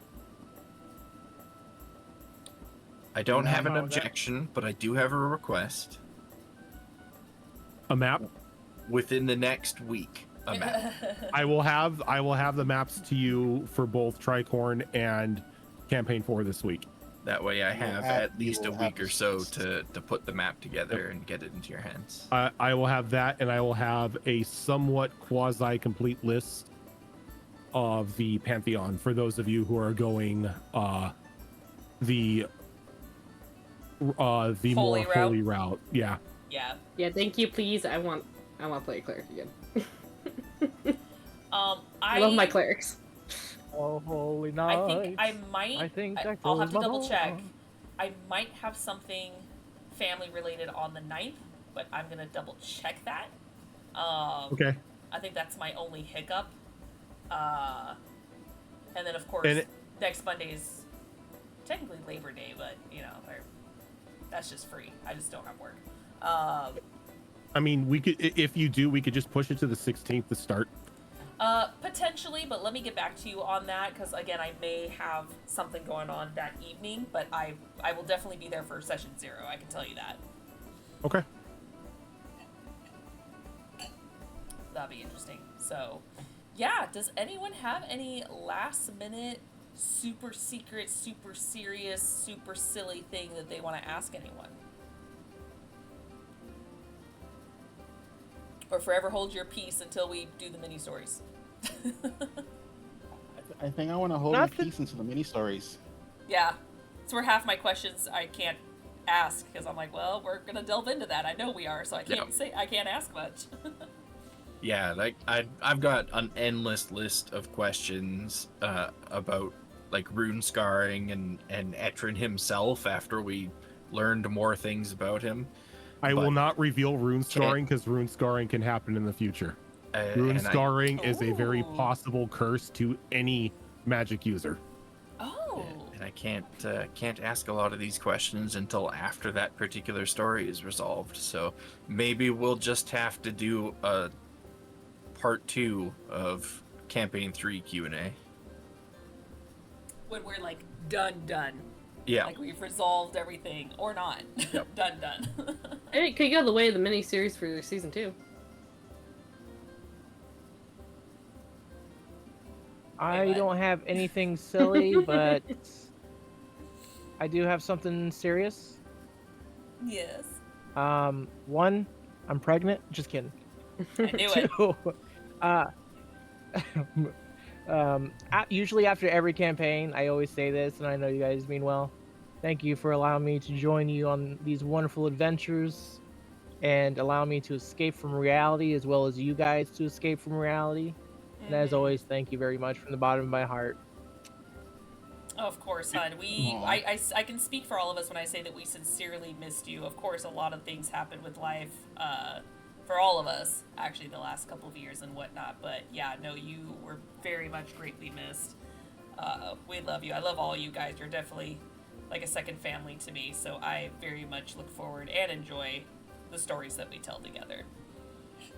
Yes. All of you are always welcome in my games. Groudon, it's been an absolute blast having you because I know when campaign 1 happened, that was like your very first time playing D&D. And absolutely, like just like a couple sessions in, it's like, holy crap, he's our chaos gremlin. And it was just like, it's just like, if I need chaos to happen, I know who to use. I knew, you know how I love. I knew what the tone of the campaigns with you were going to be like when in campaign 1 you jumped into the well that was full of acid, knowing it was full of acid.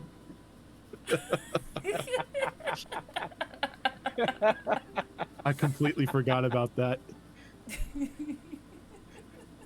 I put my finger in the horrible pool of death.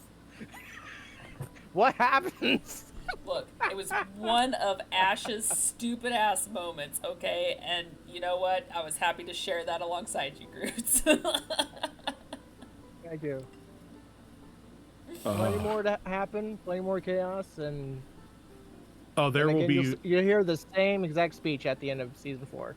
Yep. Good. Like, campaign 4 is prime for chaos. Maybe not even chaos that you expect. I'm looking forward to that, actually. Yeah. It's time to figure out who's going to be the next victim of touching the pool of death. All of you. It was Mia for season 3. Yes, yes, Kemek touched the obelisk, let's be honest, but how many things did fucking Fox touch that Mia touched, and it just was bad.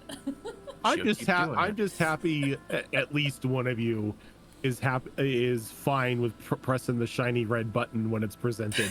It depends on the character. Every group really has to have one of them. I mean, in Tricord, if you're in front of snow, she might just knock it onto the ground. It'll land face down and the button will be pressed. Niall's under there holding her hand out. Smack! It's like okay, I Niall. wanted to do it. Niall, if you press this button, one person will die, and she just starts slamming the button. I just spam it. I just grab it with 2 hands and start slamming it against my head. It's like I just use two hands, just rapid fire it. It's like the old Excite Bike days. Yeah. It's just a button you press over and over, and it's just the ones that make the stupid like sayings or whatever. And it's just YOLO, YOLO, YOLO, YOLO. It's like, yes, How many did I get? Am I winning? Why is this gonna be- Yeah, you town killed dead? 69 people. And Cool. what do I Let's get loot for all it? their shit. Let's loot their shit. Let's go. You tell me that town has no people in it. I can just go loot all the shops? Got it. Yeah. That's Nile. Walk in, my head held high, little pimp coat that's so over the top. Yeah. I'm Making our way that thing. downtown. Like the stupid, obnoxious fucking winter coat that she has right now. I love it. With those fucking boots to match. I The love pictures we found for that were hilarious. it. Groodz, I'll have to send that to you. My character has the most obnoxious, stupid ass looking winter outfit. Oh my god, really? Yeah, Yes. I'll have to send it Yeah. to you. It's so fucking dumb. It's just not. It's Please practical, do. but I want not. to see it. It gets the job done, but it's It over the does top. get the job done, but oh my god, it's so fucking dumb. But yeah, It's like I all my think tanks. with all your tanks. Oh, Yeah. sorry. I was about to say, it's like all my tanks on 14. It's all black, but you just got white boots. There you go. They're all Ugg boots. Oh my gosh. Well, thank you guys so much. Not only for being here and asking some crazy questions, but also being part of that journey with us with Campaign 3. As mentioned before, we do have some things to wrap up that will be done in future mini stories and whatnot that I'm very much looking forward to. So definitely keep an eye out for that.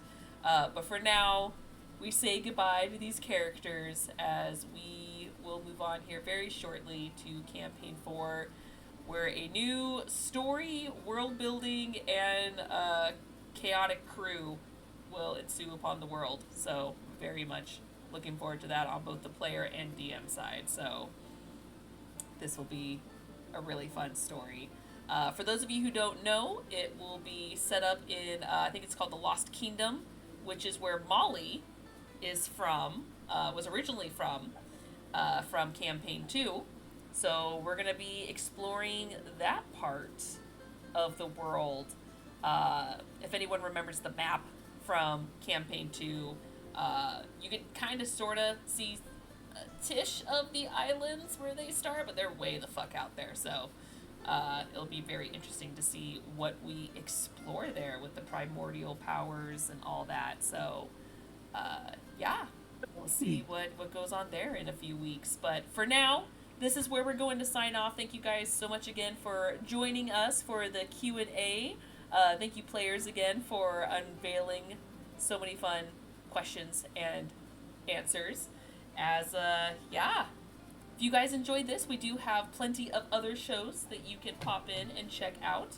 On Monday, our longest running show of Destiny Forge, as we mentioned, Campaign 4 is starting here very shortly, run by Rhojin. And then on Tuesday, we have our Star Wars Tales of the Outer Rim campaign run by Tiltbot, which is happening. He is feeling better, so that is happening tomorrow. Yay. He was gonna try and DM on Tuesday, and he was feeling woozy, and we told him no, sir, go to bed. Well, We because had to ban him from DMing for us because he Yeah, wanted to so bad. He was talking like he had a mild concussion, and we're like, no, fucking, we're like, you go Go to lay bed. down. We refuse. he felt bad. I have the theory of he felt bad that I had to get surgery on my mouth, and he's like, well, she can't be the only one that suffers, and then gave himself a concussion. Yeah. He Sounds didn't want right. to have me Sounds have right. my moment. He's like, no, we'll share the moment. I'm like, fuck it, I want my moment, god damn it. That's what I'm going with. So yes, that will be happening tomorrow. And then we have our 2 alternating shows on Thursdays. We do have Tricorn Isles run by Rhojin. And then we have our Mass Effect 5e game run by me, which is this upcoming Thursday. I am bringing that back. My mouth is feeling better, as we could tell from this whole 4 hours of me talking. So I am well enough to talk long term now to continue that. So I do apologize for that short delay. And then we have our 2 alternating Saturday games. We have Withered Waste, which again is this upcoming Saturday, run by Rhojin. We are trying to save the world from the Shadow Realm, as I'm calling it. And then we have our would-be heroes. So we need to update that. That is not would-be heroes anymore. That's Vigilant 6. V6. The Vigilant V6, our Kids on Bikes inspired campaign about superheroes as we do back-to-back campaigns on Saturdays. And then our alternate Saturday, technically as of right now, is still Wayward Wanderers. They were so close to beating the boss. 21st is the last game. We have some people out on the 7th, so 21st will be the last one. Oh shiz. Okay. So it'll be a hot minute, but the final episode, we're pretty positive this time, will be done on the 21st, and then it's going to take a short break as temporarily filling that gap is going to be a newer tabletop game that came out. Oh god, it's been probably almost a year now since it's been out, is the Avatar The Last Airbender. Still pretty new though, tabletop game that we're going to be running on here to fill in that slot in the meantime. So more details down the road about that and when that's happening and everything. I will have details for that shortly after. I want to wait till the That's campaign 8 fully games for you open to first. enjoy. And that's not all, because obviously we have this show. It's not a game, but it's a show of Behold Lore, our once a month, the first Saturday of every month, with this one being the exception, of course, where we talk about lore across all of our games, characters. It's been a hot minute since we've had guests on our show, so I think enough time has gone by with more character stuff and story stuff going on that we can bring back guests now and kind of discuss more about that. And also, in the future, this show, Behold Lore, it may bounce around a little bit within a month, because obviously we can't do it on days where we're doing other shows, and now that we're doing Withered Wastes and Vigilant 6 back to back, that sometimes falls on days that we would usually do Behold Lore, so Behold Lore gets bumped to a different day. So don't be surprised if you see it skipped on a Saturday and moved to a different week or whatever we happen to do. It will kind of float around in the month from this point forward. And of course, weekends are usually when a lot of us are busy, so it's not always guaranteed, oh, it's going to be that next Saturday, or oh, we're just pushing it to Sunday. So we're usually pretty good at keeping you guys up to date in Discord, at least when that's going to happen. So just kind of keep an ear out for that. And then, of course, if you miss any of our shows, we do post them up on YouTube for your playback or catch-up availability. And then, yeah, so we will see you guys here tomorrow for Star Wars. Otherwise, we will see you guys again when we decide what our next Behold Lore is going to be. So, yeah, until then, you guys take care. And we'll see you in the near future for Campaign 4. Bye, guys. I'm waving. I'm not.